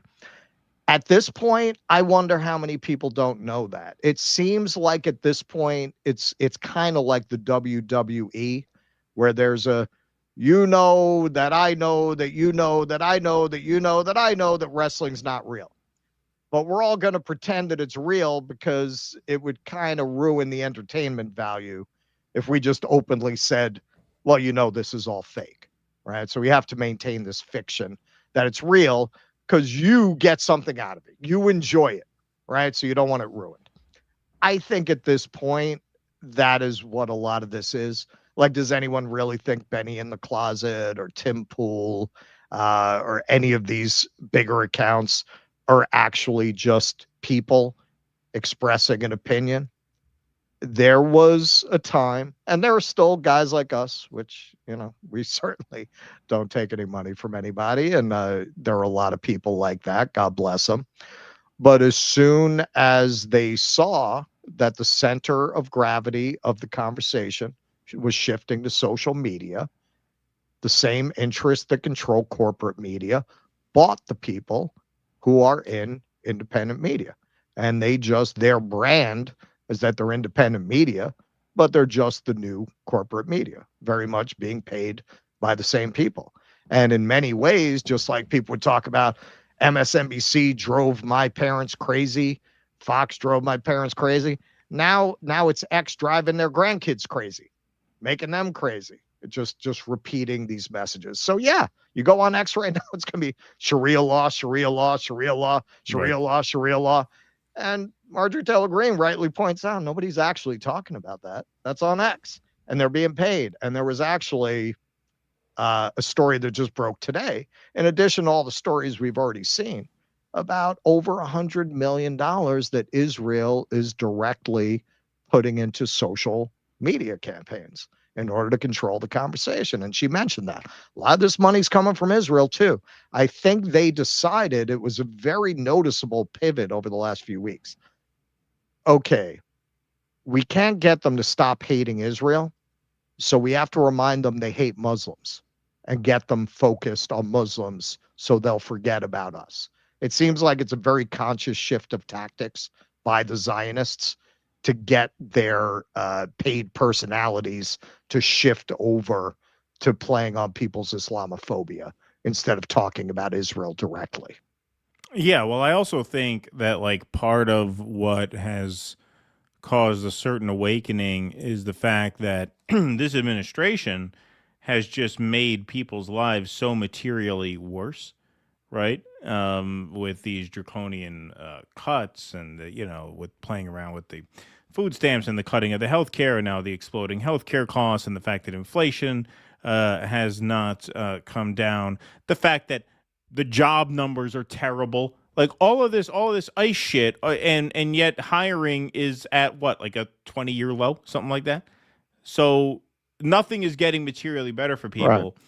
I think that makes the sort of culture war slop on Twitter much less relevant to people's lives. Right. To the point where now you're actually seeing, whereas during peak woke, if you want to call it that, you saw this kind of convergence of real life and Twitter, where the conversation that people were having around the kitchen table did match up, not one-to-one, but more with the conversation online going into 2024 than it does now. Because you go on X now, it's all just grievance and agitation, and none of it having to do with like people's actual like material well-being. Right? It's all just slop and garbage. And as people become by necessity more concerned with what are traditionally known as kitchen table issues, cost of groceries, cost of gas, healthcare, jobs, wages, blah, blah, blah, that you start to see a sort of splitting off of, okay, what is this weird conversation online versus what are people talking about in real life? And once you see that, you start thinking, okay, well, then what is driving all of this stuff online, right? It's got to be money, right? I mean, that I think we can say without any doubt that people are being paid to do this. You know, Andrew Yang, every couple of weeks, he posts how much he made on X, just like through the platform based on engagement. Now, Andrew Yang doesn't tweet incessantly, granted, but he has like almost 2 million followers on X, which means his tweets do pretty well relative to the average person. And he makes like $100 a week on X. So there's no way you're getting rich tweeting, no matter what, who you are, what your following is, right? So if you're doing this, if this is like your business, then you got to be getting it from somewhere else. And the Tenant Media example is instructive because what did they get, like 10 grand per video? There's no way a video. Yeah, I think Tim Pool got like $1 million fucking dollars. Or so, I don't know what the numbers were. Not per video. Not per video. Yeah, I don't remember what the numbers were. But there was something, I think it was like 10 grand per video, which is like insane. Like that, there's no way the market value of that video is $10,000. So the value of that video is the influence that it buys the person who's paying Tim Pool to produce it, right? And so it's inorganic in that way. You are a true influencer in that way. You are a brand ambassador, and that's what we always called these people. They're brand ambassadors. They're not commentators. That's a bastardization of the word commentator. Right. Yeah. All right. Let's go to some super chats in row. Actually, Jake, can we do the scroll now, please? before we go there. So, hey, folks, if you like what we do here and you want to help us do more of it, the links to become a member are right at the top of this screen. We've had a lot of new members this month, so thank you all for joining. Oh, nice. NewDissidents.com/Patreon. You didn't tell me that. You only tell me the bad news, Keith. Yeah, I tell you the bad number. I tell you the bad news. Yeah, yeah. I only keep Russ up to date on what's going wrong. Yes. NewDissidents.com/Patreon/Substack and /locals. You can sign up for as little as $5 a month. You get bonus content in the form of a film club live stream. You also get a post-game live stream once a month where we do extra content for members, plus a call-in Q&A. One big perk is call-in access to all of our Q&As, which happen every Sunday night after the main show over on Rumble. And tonight is Sunday, so we will be going over there shortly after the show is complete. So you will have call-in access if you sign up. Like I said, it's just $5 a month. You also get ad-free replays of every live stream emailed to you the day after they air on the main platforms, and your name up in lights here on the show scroll. You guys are the backbone of the show, so we thank you all very, very much, as always, for your support. Bonzo Beans says, where do we go from here? Well, that's a big question for $2, Bonzo Beans. I don't know. Well, where do you live? You live in Belgium? Yeah, you got to pay to more for the answer. Yeah, you just keep on keeping on. No, look, I mean, ultimately, it's all about organizing workers and organizing labor and building as much power among ordinary people as you can. That's really the only answer. As you can see, look what the Democrats did. They had their base all excited like they won something, and then they cave less than a week after they win. So that's really the answer. It's simple and it's boring, but that's the truth as I see it. Monkey Rotary says, no, Keaton, this election just showed how brain dead Americans are. Where's my end of the world? What the fuck? Thank you, Monkey Rotary. Appreciate that. I'm paying you to read this Rumble rant. That's right. Exley Confidential. That's our secret source. That's where our money comes from. Appreciate that. All right, let's go to some super chats. I wanted that made me think of so I have a couple of recommendations this week, a couple of strong recommendations. Death by Lightning on Netflix is great. 4-part series about the assassination of Garfield. And unless you are a real history geek like myself, you probably don't know a lot about it. They did a great job with that.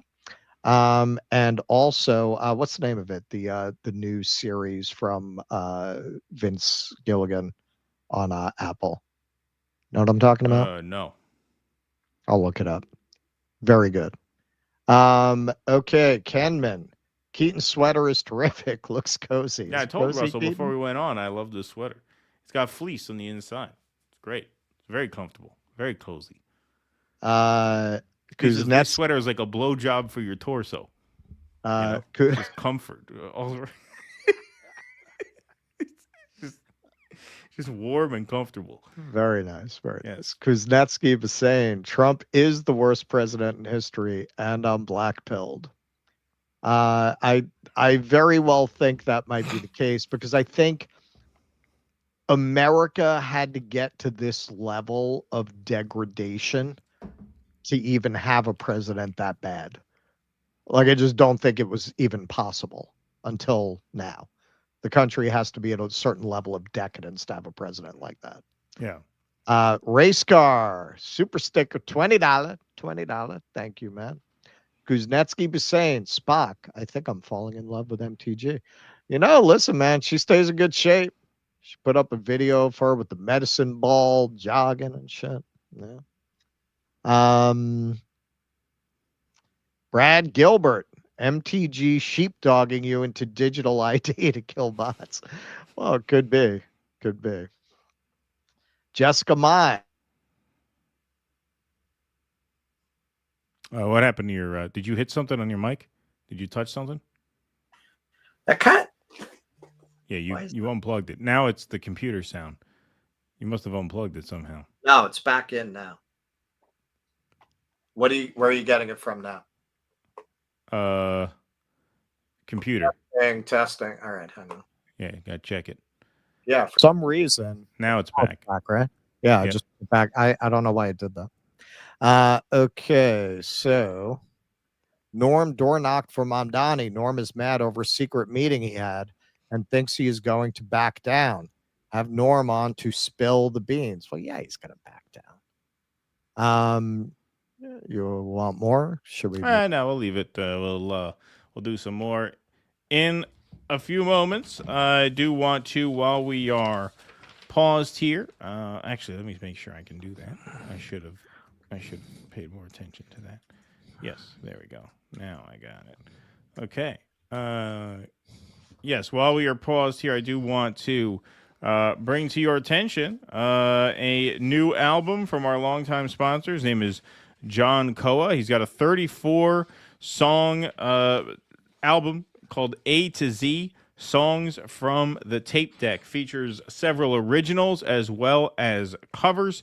First listens land here. That's right. We have debuted several of the tracks from this album, including Just a Little Off the Rails, which is the original song that he had us feature. We also featured the Bob Dylan cover of the song called Not Dark Yet, which is a great song off the Bob Dylan Time Out of Mind album. And, of course, Boy in the Bubble, the great Paul Simon track from the Graceland album. He also has covers of Bruce Springsteen's Atlantic City, Dylan's Boots of Spanish Leather, Brawny or Stomp by Led Zeppelin. That's a great tune. And obviously some classics like Give Me Shelter for the Rolling Stones, the Leonard Cohen staple Hallelujah, and a bunch of originals as well. So go check it out, dudissidents.com/Koa. That takes you to a page where you can access all of his socials, including Apple Music, Spotify, and his YouTube channel. So go and subscribe and follow and download some music. It's all really good stuff. I think you'll enjoy it quite a bit. All righty. There we go. All right. Let's move right on along here. Okay. All right, folks. So once again, we're going to take a little trip back in time to election night of last week. And something very curious happens on election night. Isaac Chua says, my community's yeshiva, Jewish day school in Brooklyn, where I taught years ago. As you can see, if you look closely, there are swastikas spray painted on the window and on that pole there. It's at a distance in the photos. We'll kind of keep it at a distance, since the closer we get to those swastikas, the greater chance YouTube will demonetize the video. Yeah. So there you have it. Trust me, bro, they're there. So Zoran Mamdani came out at noon the next day and said, this is a disgusting and heartbreaking act of anti-Semitism, and it has no place in our beautiful city. As mayor, I will always stand steadfast with our Jewish neighbors to root the scourge of anti-Semitism out of our city. Now, what he should have... Semite. Yeah, exactly, yeah. Well, what he should have said there is we hope to get to the bottom of who exactly did this, because by tweeting that out, he validated what many people suspected was a false flag of sorts. See? Ali A says, meanwhile, the reality is this, and this is from the Times of Israel, Jewish suspects arrested over swastika graffiti on synagogues. I didn't know they made an arrest. I just saw the video. Yeah. Well, no. This was in Israel. That was a related story. He's just saying. Oh, I see. Yeah, no, he's just saying it could be one of these type things, right? Sammy says, honestly, I will be surprised if it turns out to be anything but a false flag hate crime by a Zionist. Every time they want to discipline the left and or Muslims in this country, it's the same tactic. Well, yeah, they kind of disciplined Mamdani there. It was done by a Zionist, you nonce. They all are. And what do you know here? What do you know here? The New York Post Metro says, fedora wearing bicyclist who scrawled swastikas at NYC Yeshiva caught on video. As you can see there in the center square at the bottom, that is, I don't know. Doesn't look too much like a fedora to me. But here's the article. Fedora wearing bicyclist who scrawled swastikas at NYC Yeshiva caught on video. There is the headline. And once again, as you zoom in, as Ben Avery says, definitely a fedora. So here is the video that the NYPD released. Maybe it was an old-timey gangster who sprayed the swastika. Yeah, right. Yeah. Maybe it was a Lucky Luciano role player who sprayed. There he is, spraying the swastika on there. And hitting it again, yeah. No, that's a fedora, according to the New York Post. There he is once again. I don't know. That doesn't look like a fedora to me. What do you think, everybody? Does that look like a fedora to you? Or does that look like, as many people suspected, an Orthodox Jewish guy going in and spray painting a swastika on the night that Mamdani won to make it look like the city has fallen to Islamo-communism? Disturbing surveillance video captured the mysterious bike riding vandal who painted swastikas at a Brooklyn yeshiva early Wednesday morning. Just hours. Yeah, it was Zorro. Yeah.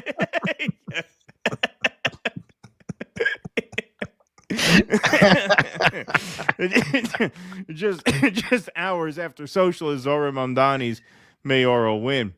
The footage shows a single figure wearing a wide-brimmed hat pedal up to the Magen David Yeshiva in Gravesend around 6:30 a.m., stopping briefly and scrawling the hateful graffiti before riding off. In light of the results from the election last night, everyone is super sensitive, and we're afraid that this is going to be the new norm, where these people are going to be emboldened that think they can get away with it. Bob Moskowitz, executive coordinator for Flatbush Shorm Patrol, told the Post. The hateful act came just hours after Mamdani, a Muslim and social democrat. It's very diplomatic of them to call him what he actually is, a social democrat, as opposed to a communist, comfortably beat former Governor Andrew Cuomo in the mayoral race, sparking concern among some New Yorkers who are wary of the mayor-elect's anti-Israeli rhetoric. It's not a coincidence that this happened hours after Mamdani won the election, one yeshiva dad said. Anyone who claims that it is lying to themselves or having delusions. This was a statement that with the new boss in charge, we finally get to show our true colors. He called it a sign of Mamdani's New York. Well, it certainly was not a coincidence. It just wasn't what you guys were saying that it was, pretty obviously. Moskowitz said the patrol received a call about the graffiti about a half hour after the incident, with 2 swastikas painted on the main building and 2 on the window of an adjoining building. He said they then notified the NYPD. The school washed the swastikas off the window and taped Israeli flags over the ones on the wall. Within hours, Empire State politicians condemned the hate crime and blamed the new political climate. So here's Elise Stefanik, who is now running for governor against Kathy Hochul. She made that announcement official this week. The day after NYC elects a pro-Hamas anti-Semite for mayor, Nazi swastikas are found painted on the walls of Magen David Yeshiva in Brooklyn. This is reprehensible and unacceptable and should serve as a wake-up call that Mamdani is ushering in the pro-terrorist anti-Semitic takeover of NYC, aided and abetted by the worst governor in America, Kathy Hochul. Both Mamdani and Hochul are silent and have failed to condemn. Mamdani would come out and condemn it an hour later. And I'm not saying you shouldn't condemn a swastika, but, he could have said, we want to look into who did this. Could have given a nod to the very real possibility that once again, a Fedora Man may have done this. They really act like people in New York City don't know what a fedora is, right? Yeah. Especially like the New York Post, like your readership is all ex-cons and mobsters. Ex-cops and mobsters. That's who basically reads the New York Post. You're telling me that's a guy in a fedora on a bicycle riding up to the day school. Really? That's what you're saying? Like, this is such an example of 2 + 2 = 5. It's just really extraordinary that they're running with this and writing this whole article as if this happens according to the way Stefanik said that it happened. That article that I've been reading, that didn't come out before the video of the Fedora Man surface. No, that was the article. The article that says man Fedora captured. It shows it on video, an Orthodox Jewish guy doing it as a false flag. This was so obvious that even Fredo Cuomo had to come up with some kind of spin on it. And here is Fredo Cuomo's genius take. I know you want it to be true, in parentheses, desperately. This is Orthodox. Okay, so first I should set this up. So Soleiman Ahmed said, breaking, Orthodox Jew sprayed the swastika in New York after Zohran Mamdani won. That's obviously true based on the video. And what Cuomo says, rather than deny it, is he basically says it's a false flag. He says, I know you want it to be true, but isn't there a good chance that this is merely an attempt to look like one of them, especially with that hat? No, there is not a good chance. Is there No. a chance? Sure. A good chance? Absolutely not. Why on earth would, like, that is just pretty astounding. So you're saying somebody dressed up as an Orthodox Jew to spray paint a swastika on a Jewish day school so that people would think that an Orthodox Jew was doing it as a false flag? That's your theory? That's your theory? Like the double psyche in the brain shit, right? Yeah, the double psyche version of the false flag. Yeah, I really doubt that. I really, really doubt that, because if you're worried, in order for that to be true, you'd have to know that there was a camera there and that you'd be caught on camera doing it, right? Like if you were to dress up as an Orthodox Jew and then spray a swastika on a synagogue, you would the only reason you would do that is if you knew there was a camera there and you knew you were going to get caught. Right. So if you knew there was a camera there and you knew you were going to be seen doing it, why not dress up as a Free Palestine protester? Like, Right. well, why not put a Palestinian Right. Why flag would you on not do that? Right. Like, if you know you're going to, the whole point of faking it in that way is you know you're going to be seen. So if you know you're going to be seen, just dress up as a pro-Palestine protester. This is why people call him Fredo. I know he gets upset, but that is some dumb fuck shit right there. But what a story. What a story. It's just amazing how that turned out to, yes, be exactly what the people on X who were chastising Mamdani said it was going to be, which is a false flag.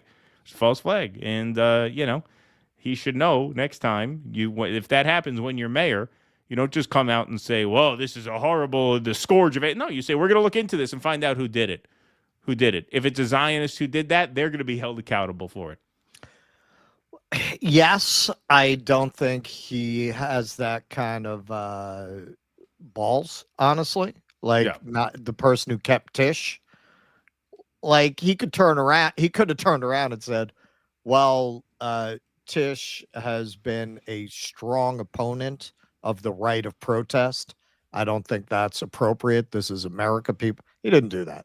Right. He didn't do that. He's not going to do that either. He's not going to turn around and say, well, we've seen some people who are performing these operations as what's called a false flag. He's not going to say something like that. He's going to keep feeding this. And in the end, you really shouldn't, because you'll never satisfy those people. No, you'll never satisfy. It doesn't matter. This motherfucker could convert. They're not going to be satisfied. Yeah. No, he should come out and say, we learned on 9/11 the power of false flags. Say that in his inaugural address as mayor. 3 words about the swastika, building number 7. I'm done. Yeah. Yeah, right. Yeah, exactly. Thank you very much. But yeah, turned out the skeptics were proven right within a day. But the New York Post, that's just the beginning, insisting 2 + 2 = 5, telling you that's a mysterious man in a fedora. Yeah. Funny. It's funny. Why is it funny that he's on a bicycle too? Just makes it even funnier that he cruises up on a bike. Oh boy. I mean, honestly, man, if you're in New York City and you're walking down the street, assume you're on camera. Yeah, assume you're on camera. Exactly. Yep. Yeah, there's no way to really get away with something like that and not be filmed.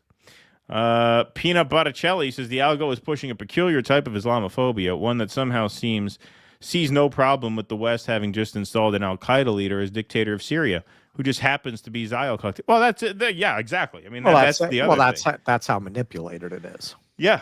Yeah, all these people ranting and raving about Mamdani. Meanwhile, you got literally, as you said, the al-Qaeda leader coming and giving speeches at the UN, shaking hands with David Petraeus. It's all about what they tell them to be mad about. Yep. That's it. They're addicted to rage porn. That's why I say it's like the WWE. Like if you really ask most of these people, do you think Tim Pool is just offering his own opinions or he's getting paid? Like if you really asked how many of them really believe he's not being paid, it's beside the point. They don't want to know. Right. Exactly. Nina Kant, you're not a cheap hooker. Here's your $1. Thank you. Kim and G says, Keaton, your sweater looks so comfy. It provides me hope for the future. It is great. I'll pay you $1,000 for a deal. I'd be making a big profit. I paid $10 for it. Paid $10. I got two. I got a gray one and I got a black one. Maybe I'll wear the black one on Tuesday. I'll show it off. See, this sweater is getting as much hype as some of your graphic tees. It's like a dad sweater. Yeah, people are loving this sweater. People are loving it. All right, we'll move right along. Epstein in Africa. We don't want to do chats on the other side. Oh, yeah. Sorry. Yeah, go ahead. Sorry. Forgot. GG14Y. MTG is a Reagan-era neolib, not reformative at all. Well, that with this crew makes her a radical leftist. Yeah. Brad Gilbert. Sharia is Israeli cover for Noahide. They project. They sure as hell do. Jim Taleb, super sticker, $3. Thank you, Jim. Danny HJ2GG was Juicy Smollett. Yeah.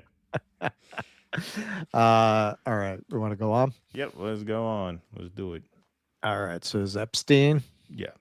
These will be 2 in a row for you because it's getting late, so I'll save my other piece for Tuesday. Okie doke. Okay, so you might remember not very long ago, Crackerjack reporter and new editor-in-chief of CBS News sat down with the former head of Mossad claiming to not really know what Mossad is. And she asked him a series of questions for clarification, including whether Epstein worked for them. A quick lightning round. Was Jeffrey Epstein No. Mossad? No. Not an agent, not an operative, nothing. Nothing. Why do people believe that he was? The people believe that Mossad has created the tsunami. People believe, you said just it, right not now us. that we have been behind Charlie Kirk's assassination. False. We don't do You that. said We it. never will. We never did. One word for the following people. That's enough for her. People That's all think we she did had the to hear. 9/11.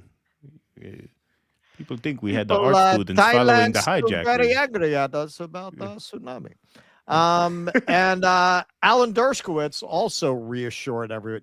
Dershowitz. I always say Dershowitz. I don't know why. You say Dershowitz. I don't know why I say that. Yeah, Dershowitz. Alan Dershowitz also reassured. I think it's a Mandela effect. I think I used to live in a universe where it was Dershowitz. Yeah, maybe. So somehow the K got dropped in this dimension. That's what I mean. Yeah. And the other, he didn't work for the Mossad. I know that because I debriefed him when I was trying to make a deal for him back in 2006, 7, and he would have told me if he had a deal, Yeah, if no, he was that's what working they for the do. They government, because tell it would have helped him everybody, get yeah. a Right. clear, better deal. Yeah. I know he didn't work for Mossad because he never told me he worked never for told me he Mossad. did, And remember, this is after he makes the case that he wasn't actually a fan of the playground because he wasn't actually going with children. And he makes the argument he wasn't a trafficker because he was just giving girls to Prince Andrew, but they weren't clients. It was like a favor or something. Right. So at the end of that, he explains he wasn't Mossad either. But hey, looks like Jeffrey Epstein was Mossad. This is from the folks at Drop Site News. Murtaza Hussein and Ryan Grimm worked on this article. Jeffrey Epstein helped Israel sell a surveillance state to Cote d'Ivoire. Leaked emails showed the details behind talks between Cote d'Ivoire and Israel, shepherded by Ehud Barak and Jeffrey Epstein. There's a picture of him in happier times in the state of Cote d'Ivoire. This, you know where they got this picture from? The birthday book. The birthday book. This is what they felt was celebratory to put in that book. Jeffrey Epstein and Ehud Barak were specialists in war profiteering. At the end of his tenure as Israel's defense minister and after his supposed retirement, Barak embraced a role as a salesman of Israeli security services to embattled governments, opening the door for Israeli intelligence leaders to shape the security apparatuses of several African nations, including the country of Cote d'Ivoire. How do you say it?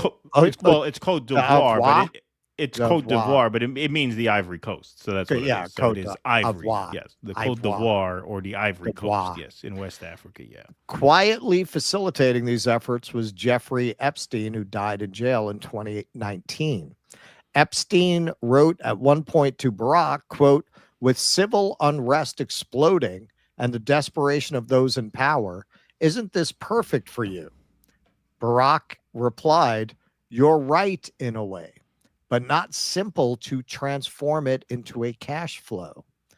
Transforming unrest into cash flow in the case of Cote d'Ivoire Cote d'Ivoire. Cote d'Ivoire. So you don't say the I. Right. Cote d'Ivoire. Some of these French words are weird. You know, when we were picking out, sorry, this will be quick, but it's funny. Amanda always laughs about this. When Amanda and I were going through cocktail hour options for our wedding, they give you the thing. Amanda pronounced it whore's divorce. And I said, that's hors d'oeuvres. I said, it's hors d'oeuvres. Actually, I Not really whore's think we should divorce. call them whore's divorce. Whore's divorce. That's what she said. So we got to look over these whore's divorce. I said it's think- hors d'oeuvres. I think we should start a campaign. Yeah, Get she everyone laughed. We both laughed that very way. hard at that. But No, it's just no, one of those no. things. Like, she's a teacher. Like, she's very literate, but she had just never put that together. Well, you know what? With a lot of things like this often occurs to me because sometimes we'll get shit about stuff like that.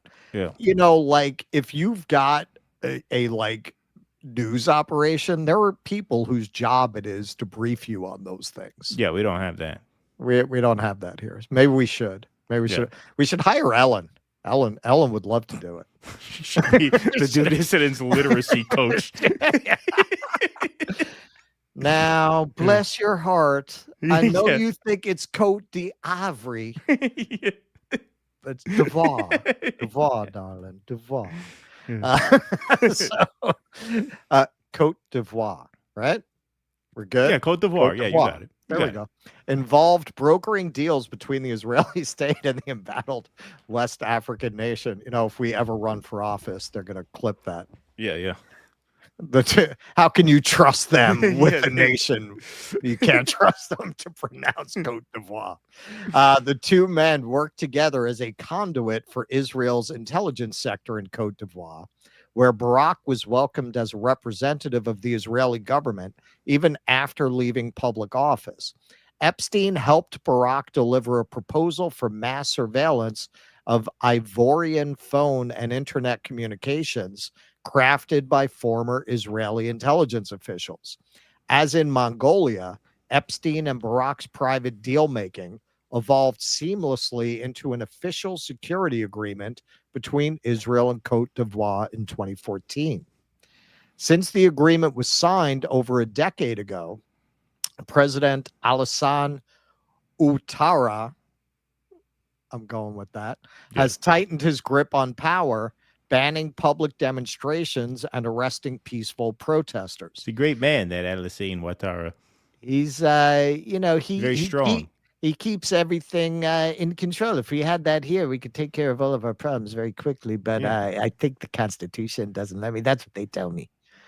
In this October's election, the octogenarian won a fourth term in defiance of constitutional term limits, while opposition candidates were barred from participation. Today, Ouattara continues to enjoy the support of Israeli security firms to help him maintain power. His Israeli-backed police state has squashed civic organizations and silenced critics. On June 18th, 2012, the very same day Barak was meeting with Alassane Ouattara in Jerusalem, according to Epstein's schedules released by the U.S. House Oversight Committee, his son, David Dramain Ouattara, was in New York City for an appointment with Epstein. On September 12th, 3 months later, Epstein met with Ouattara's niece, Nina Keita, whom he had known since at least 2002, as a young fashion model in Jean-Luc Brunel's Korean Models Agency. she had traveled on his Lolita Express plane between New York and Paris. Big club, you ain't in it. After Kita's visit, records show that Epstein went straight to the Regency Hotel in New York for a private meeting with the Israeli defense minister. The next month, Epstein flew to Africa. In a note to his assistant, he instructed her to arrange to switch planes in London before flying to Cote d'Ivoire in Senegal. I'm going to do that all night now. There are no flight logs documenting the Africa trip. The flurry of visits appeared to pay dividends for Epstein, Barack, and the Israeli government. 2 weeks after Epstein's trip to Africa, the Ivorian Interior Minister Hamed Bakayoko was in Tel Aviv to meet with Barack and discuss a bilateral security accord focused on intelligence and cybercrime. Okay, so this is an actual document that was produced by the company as a proposal for what they would do. Now, if you're living here in America, you should really take a look at this, because this is what Palantir is planning for you. You know why you hear Palantir. This is what they planned for you, man. All right, so you see how that works? All right, so telecom technology, that's what you're using, right? Landlines, cellular, satellite phones, whatever. Gets intercepted. They intercept it. Then they process it. And then they have operatives who then take a closer look. They have linguists and analysts who are going to produce a report based on what they have mined from your personal communications. The document was authored by Aharon Zevi Farkash, former head of Israeli intelligence, and Amnon Unger, who developed these systems in occupied Palestine during the two periods of intifada between 1990 and 2005. What is it Chris Edges always says? What they do to them is going to come home to you, right? Yep. The two men had been senior commanders in Israel's Unit 8200. You know who else was in Israel's Unit 8200? The woman who was now hired to run TikTok is also a veteran. Before branching off to other roles in the military and private sector. Barack flew to New York, where he visited Epstein during the 68th session of the United Nations General Assembly. Epstein had been coordinating meetings for Barack for that week. Epstein had been helping manage Barack's itinerary in anticipation of his visit, writing that, quote, "We should try to schedule some people for dinners or lunches when you are here," unquote. Epstein proposed several prominent business and political leaders: New York Mayor Michael Bloomberg, British Ambassador Peter Mandelson, banker Ariane de Rothschild. You know how Dershowitz actually was introduced to Epstein? Through Lady de Rothschild, according to him. That's not a conspiracy theory. He said that in an interview. And Joshua Cooper Ramo, advisor to former U.S. Secretary of State Henry Kissinger. Epstein also planned a meeting for Barack with another less famous guest, Sidi Timoko Toure, chef de cabinet for President Ouattara. So that's like chief of staff there. Before arranging the meet, he made a phone call to Ouattara's niece, Nina Keita, according to last month's House Oversight release. On September 21st, Epstein sent Barack a message with Toure's personal email address. Quote, "Chief of Staff of Ouattara, he arrives tomorrow. Try to coordinate. I am flexible if you decide you have time." Barack planned to visit Epstein's house the next morning for coffee. "Let's talk it tomorrow," he said. So now, on October 15th, Time magazine published an op-ed from guess who? Ehud Barak, praising Donald Trump as the leader that we need today. The leader Israel needed. Well, maybe not Americans, but we, fair enough. meaning us. Yeah. Meaning us, meaning Israel. And it was just a few days after that, right? October 18th, Virginia Giuffre was left bloodied and beaten by Prime Minister, an attack that broke Epstein's spell, beginning of the end. You notice whose name they don't mention, the name of the Prime Minister. So it got community noted. She refers to Israel's former Prime Minister, Ehud Barak. So Gen X girl put this all together in the timeline.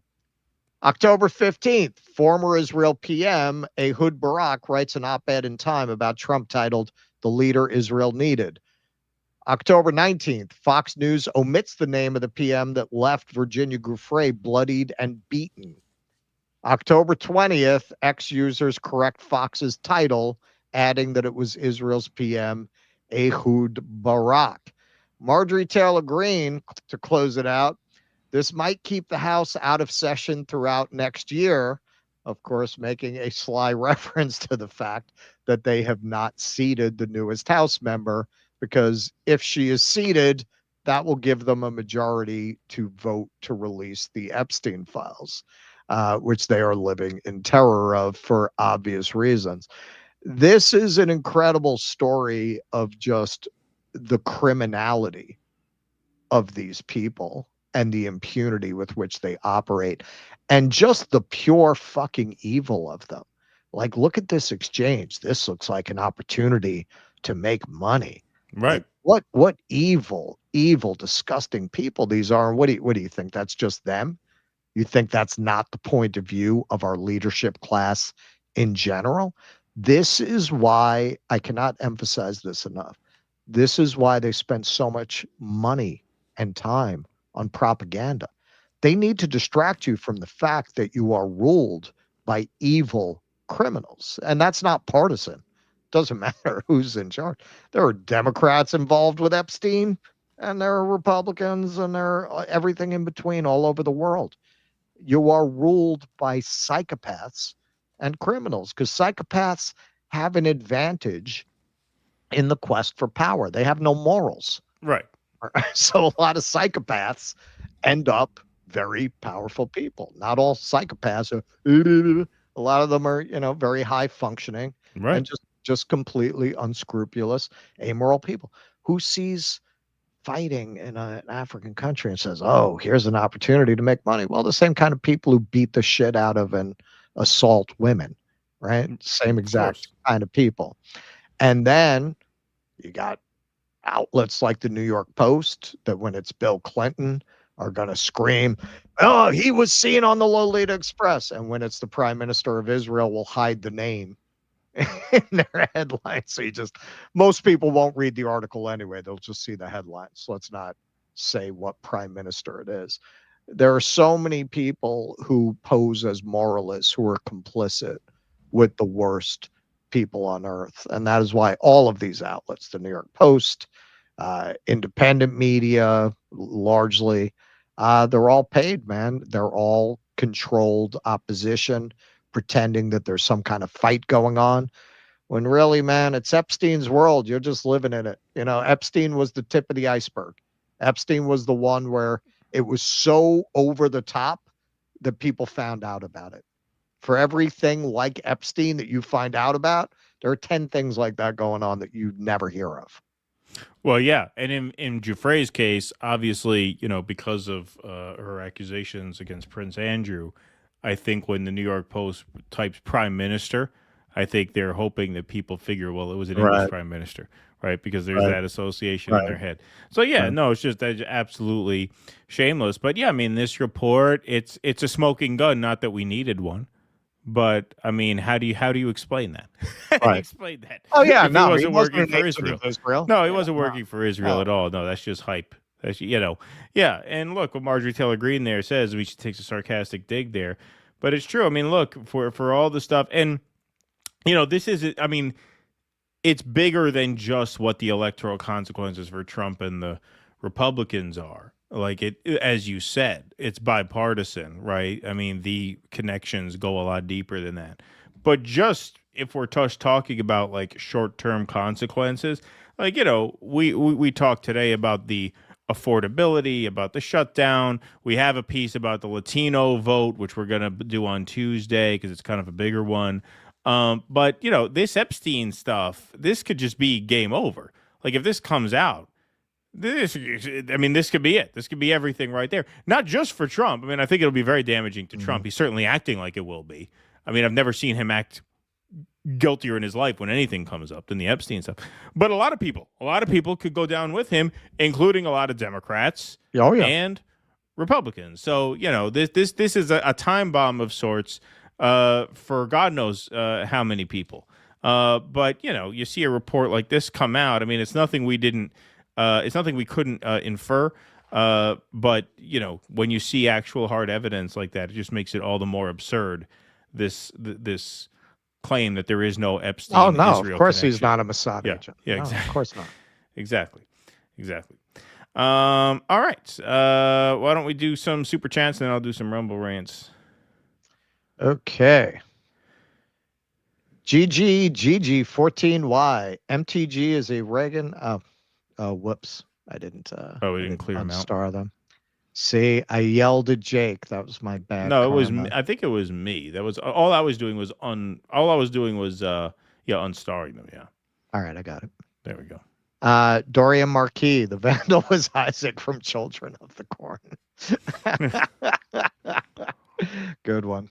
Fuck Cote d'Ivoire. How's that? Yeah, there you go. d'Ivoire? Yeah. I use Irish Spring. Sparky. One of my brothers was visiting friends in Cote d'Ivoire. I'm never doing a story with that name in it again. Cote d'Ivoire. Cote d'Ivoire. Cote d'Ivoire back then. I'll have to ask him if you ran into a creepy white guy named Jeffrey. Yeah. You should. Trump. I didn't fly on the plane. My Wang did. Uh-huh. All right. Let's go on to yours. All right. What do we got over here? We got TPS report. Apple Series Russ is thinking of is Pluribus. Yes, I All right, looked it there up. you go. Yes, Pluribus. Yeah, it's Best- very good. It's very good. Best scene, Carol angrily screams at Hive Mind Alien. 11 million human lemmings die from negative emotions, trolling easily triggered Gen Y and Zers. Interesting. All right, thanks for that. The Anticus Prime, I wonder if that's one of those rented bikes. Maybe he's got his name on an account. No, they have their own bikes, man. They got bikes, they got strollers. I used to deliver food to... They got tunnels. Yeah, they got tunnels, yeah. I used to deliver food to what's their settlement there in Monroe, Curious Joel. It's in the Hudson Valley. You go into one of these fucking apartment buildings. You go to the ground floor. They got literally 50 bikes and strollers just all fucking rammed into each other down there in the lobby because I guess they don't keep them in their apartments. They just keep them in the lobby of the building. But yeah, they got a lot of bikes and a lot of baby strollers because they have big families. Genitilis. Obviously, they need a pretense to crack down on fedoras, and it's about the damn time if you ask me. That's right, exactly. Kemen says, Keaton, not since the pre-crime days of Cosby has a sweater been so relevant and beloved. I look forward to seeing the black one. Yes, maybe I'll wear that on Tuesday. That's it. Russell should have a graphic tee collection, and I'll have a cozy sweater collection. I just wear a different sweater every show. Vito says it's video of Father Guido Sarducci in a fedora. Cancer sucks. You guys all rock. Thank you, Vito. Appreciate that. I'm wondering if, because eventually I'm going to want to cycle out shirts, like we should do what we did with the Mardi Gras stuff, and for membership. Right. One of the old shirts I don't Oh, wear there anymore. you go. Yeah, I like that idea. That's a good idea. You could sign it and send Yep. it to somebody. Yeah, Yep. It's a good idea. All right. We got one more segment on the evening, but before then, I do want to advise you all that tonight is Sunday, meaning tomorrow is Monday, which means a new episode of The Grifter's Bible premieres on YouTube. The Grifter's Bible is the mind-bending novel by El Shabooms, and it's now a free weekly series on YouTube with a soundtrack by Monumental Sonic Architecture. Follow the First Electric Church of Jesus Christ as they combine the bleeding edge of black patented neuroscience with the state-of-the-art in Michigas to beat the Great Recession. They sell visions of God to the huddled masses of Deep Ellum, Texas, and the money pours in until the local competition, the police, and the U.S. Navy decide to put a stop to it. There's ass whoopings, car chases, and a showdown at high noon on Good Friday in Dodge City. It's a sci-fi noir, a picaresque thriller, a western from 10 minutes in the future. It's The Grifter's Bible, a film series by El Shabooms with a soundtrack by Monumental Sonic Architecture. A new episode is posted every Monday at that link right on the screen there, youtube.com/at El Shaboom. So new episode tomorrow. Be sure to check it out. Okay. Last segment of the night, and then, folks, we are heading over to Rumble for the Q&A following this last piece. Thanks all for being here. 2398 strong in the YouTube chat, 918 over on Rumble. Let's smash that like button, please, and thank you very much. All right, one more song on the evening. Hey, folks, remember this? So let me say, I have been clear. Now is the time to get a ceasefire deal and get the hostage deal done. Now is the time. And the president and I are working around the clock every day to get that ceasefire deal done and bring the hostages home. I'm also brainstorming a book for when I lose. So I respect your voices, but we are here to now talk about this race in 2024. Remember that? Yeah. Remember that? How about this? You remember this? She is working tirelessly to secure a ceasefire in Gaza and bringing hostages home.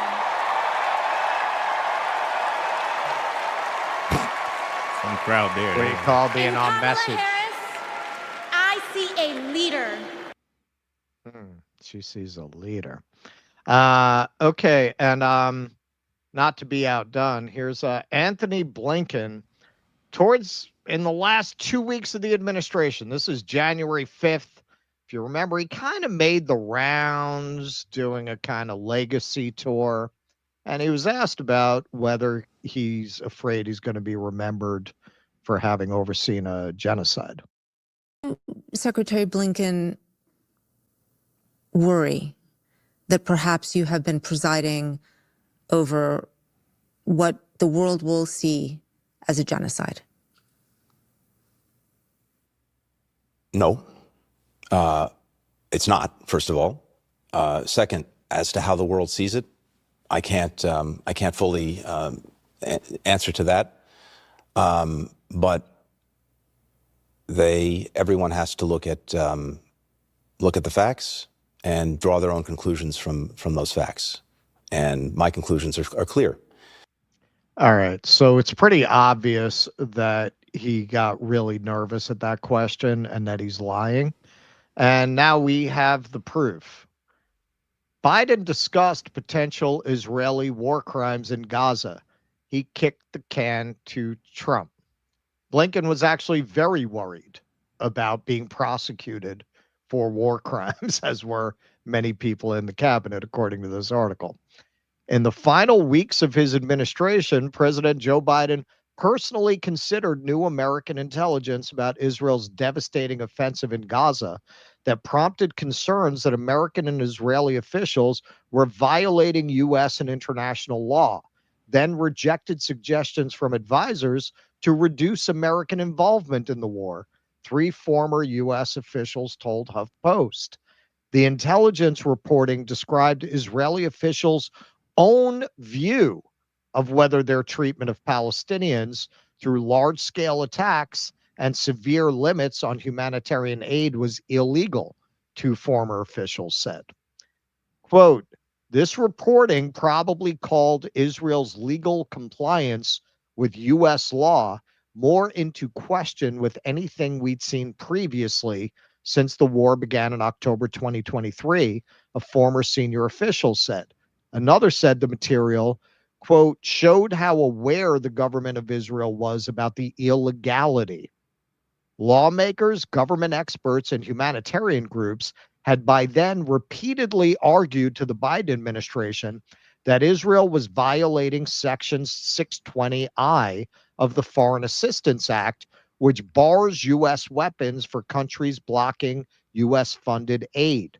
Washington is the chief source of military support for Tel Aviv. But a strong motivation for urgency in addressing the new material was the suspicion it meant the Biden administration's own members could be in legal jeopardy by being aware of it and continuing to aid the Israeli campaign, two of the former officials said. Around this time, Secretary of State Antony Blinken raised the prospect that Israel was committing ethnic cleansing to fellow U.S. officials. A fourth official, formerly at the State Department, told HuffPost, hinting at a major crime under international law. Such language would have been a significant change in how Blinken discussed Israel, several officials said. In public, Israel and the Biden administration regularly disputed outside groups' conclusions that Israeli activities amounted to ethnic cleansing or war crimes and pointed to brutality by the Palestinian militant group Hamas. The intelligence findings were taken extremely seriously, sources told HuffPost. They gave U.S. officials evidence of specific motivations among Israeli officials, a former senior official said. Biden administration staff had been quietly discussing their own potential liability for involvement in the Gaza offensive since a month into the war. Now, State Department and USAID staff sought to make the case that with this understanding, we would knowingly be violating the law, according to the senior official, and State Department managers were, quote, not pushing back on the argument that there was very likely legal exposure based on the intelligence, but wouldn't commit, unquote. State Department lawyers told Blinken in December 2023 that Israeli conduct likely violated international law, per Reuters. Meanwhile, recommendations to trigger the 620I statute were shared with State Department leaders at least 3 times within less than a year, officials told HuffPost, including in the last week of Biden's presidency. They noted that Blinken could have said Israel was in violation of the law, but issued a special waiver to keep American weapons going to Tel Aviv. As the Biden administration fades from memory, former officials have sought recognition and plumbed new positions. Hang on one second. I'm missing one video here. Just remember to cut that. Blinken has joined the board of the Center for American Progress think tank.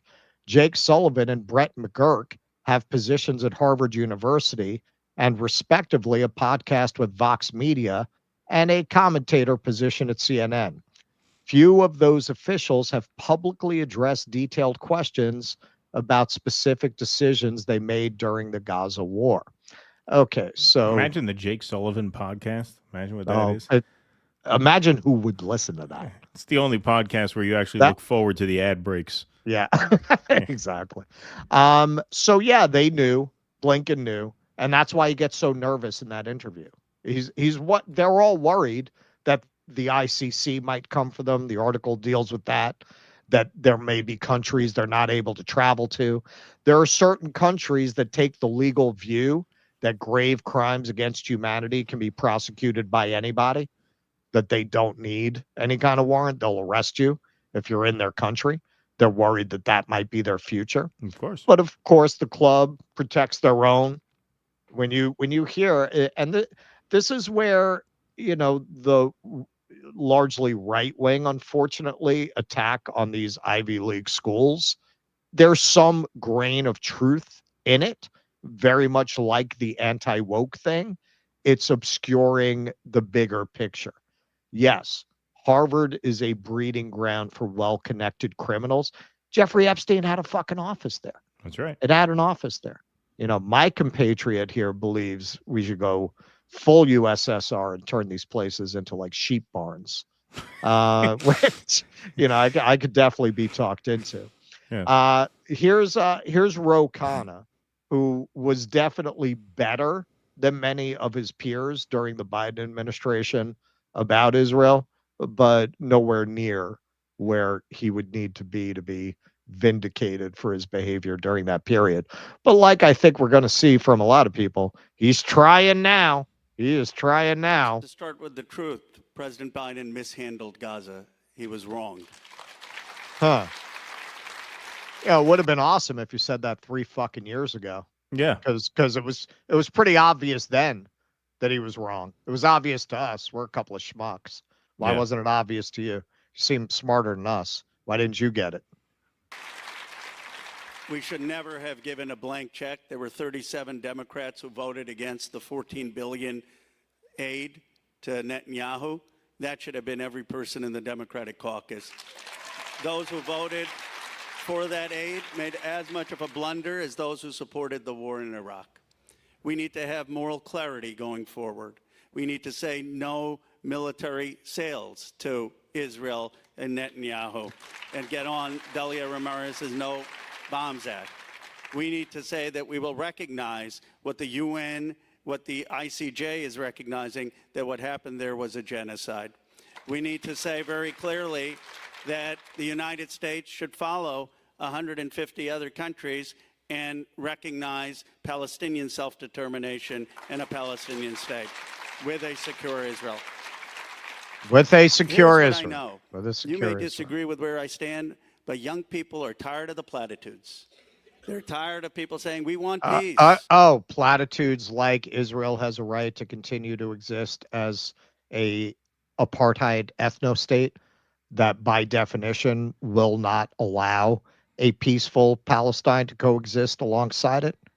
That has emphatically stated it will not allow that. You're not going to acknowledge the fact that the state in its current form will never allow a two-state solution. They've said as much openly, not in code, quite openly. Isn't that a platitude? Aren't you giving the kids platitudes right now, Ro? We want justice. We want human rights. What does that mean? Where do you stand? Where do you stand specifically? Enough of the word salads, enough of the platitudes. We need to be a party of moral courage. I have the courage to say South Africa has a right to exist, and part of South Africa should be set aside for the blacks. Right. It's quite moral. It's quite moral of you, Ro.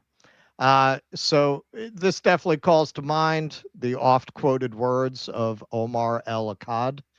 One day when it's safe, when there's no personal downside to calling a thing what it is, when it's too late to hold anyone accountable, everyone will have always been against this.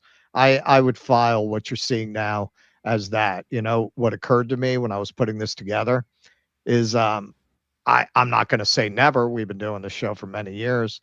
We have very, very, very, very rarely used the Huffington Post as a source because generally they just glaze the Democrats. It's like using MSNBC as a source. As a rule, it's a completely useless publication.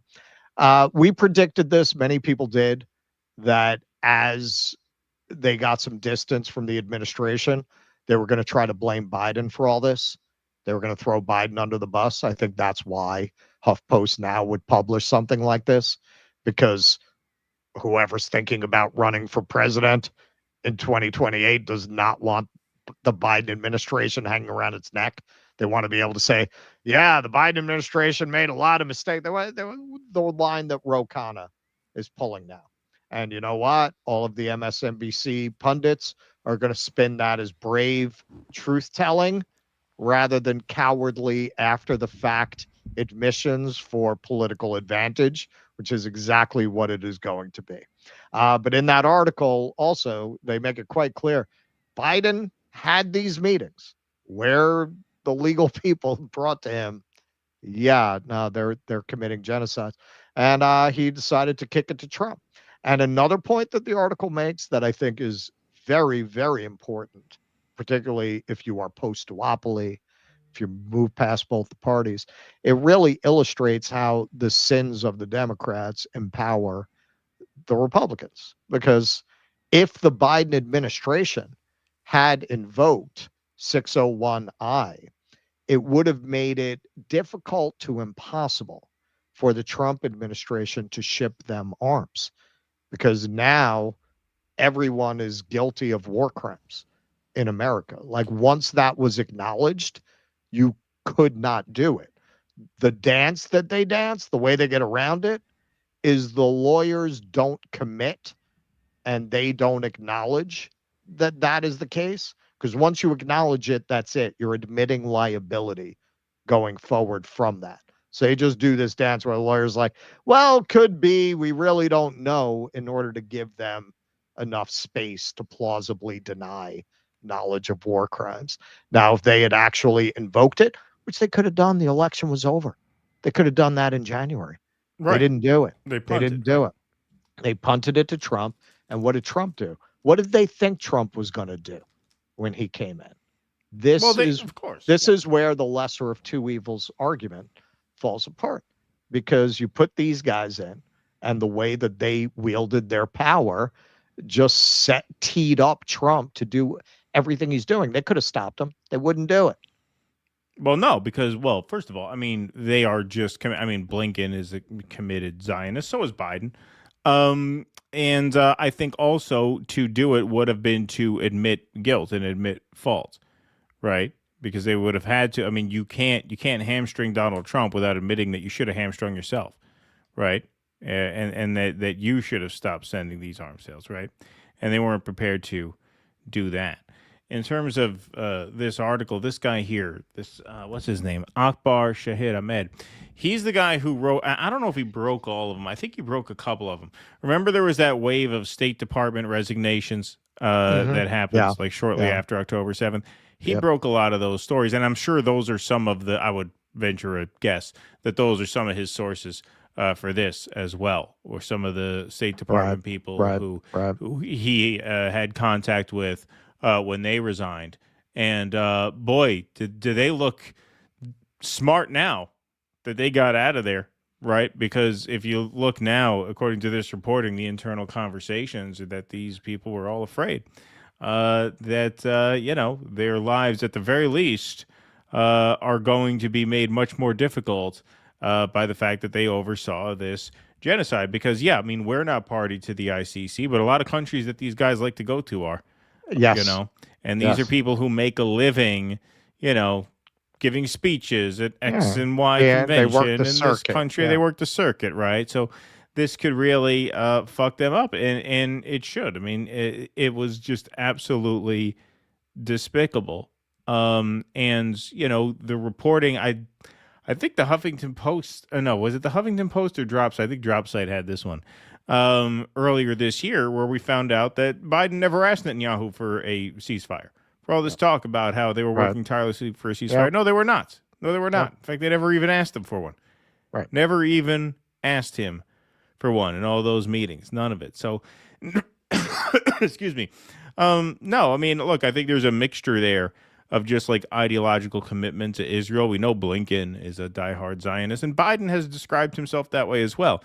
I think to a lot of these people, I think the ethos of the Biden administration is that they're just broadly speaking, there are dynamics that just cannot be changed. Simply cannot be changed. Well, health insurance must run our healthcare system. Israel must run our foreign policy. It is unreasonable to think things could work any differently. That's why he never negotiated with Joe Manchin for any of the Build Back Better stuff. For all this talk about how there was this negotiation going on. No, there wasn't. Joe Biden never sat down with Joe Manchin to negotiate for any of that stuff. Remember how there was talk about, well, if we can't pass it all at once, we'll see what Manchin is willing to pass piecemeal and pass those individually one by one. When did that ever happen? Never. Right. Never. Right. Because there was just this deference to the status quo, right? So you saw, you know, a toxic ideology of Zionism and just anti-Palestinian racism combined with this just like overarching commitment to status quo politics and the idea that what is must always be, right? And so those two things combined to, you know, create just one of the worst horrors that we've ever seen. And yes, they teed it up for Trump because I think to not tee it up for Trump would have been an admission of guilt on their part. And also, you know, they are pro-Israel. they believed in this project ultimately. Right. Blinken Right. certainly does. Blinken certainly does. And Biden, when he had his marbles, he did too. Who knows what Biden thinks at this point? Who knows what he was running? Jake Sullivan certainly did. All of these people. It's just horrible. And you know, to watch those clips right now, you know, a year later, it's just it reminds you of how hopeless everything seemed at the time. You know. And you know, this is why people take a flyer on Trump, because that's what you're giving them. You're just that's what you're showing them is their alternative. That is what I always say. Trump never won an election. The Democrats lost elections. He never won an election. They were so bad that people looked at that freak show at Madison Square Garden and said, good enough. Exactly. Vienticus Prime. That little hat over the letter O is there because they used to spell it with an S after it. Got it. Monkey Rotary. Did you say Judora? Thank you, Monkey Rotary. All right, what we got? One more super chat there? That's yours. One more, baby. David Santucci, interview recommendation. Aaron Good, author of American Exception and creator of a podcast by the same name. All right, we'll take a look. Awesome. All right, folks, that's our show. Thanks, everybody, very much for being here. Thanks to Jake in the booth. Thanks to the mods for keeping the peace in the chat, both the YouTube mods and the Rumble mods. Thanks to the YouTubers and the Rumblers. We are going to take a 5-minute break. What do you got for the intermission today? Today, we have got a fun Alex Jones folk music interpretation. Oh, nice. And a little Death Wish. Nice. Raven Laz says, Joe Biden, who the fuck is Joe Manchin? Yeah, there we go. That's right. Oh, and little tunnels. Oh, and a little tunnels, too. A little of the Jew tunnels there. All right. Well, callers can start forming the calling queue right now. We are going to break for 5 minutes and continue with the Q&A talk back after a brief break. If you're not joining us for the Q&A, we'll see you Tuesday at 1 p.m. Eastern. Remember, we moved the Tuesday shows up an hour. 1 p.m. Eastern on Tuesday. Everybody else, will see you in 5 minutes for the Q&A. Until whenever we see you again, thanks very much for being with us tonight. You all be safe and be well. Courage! Please clap.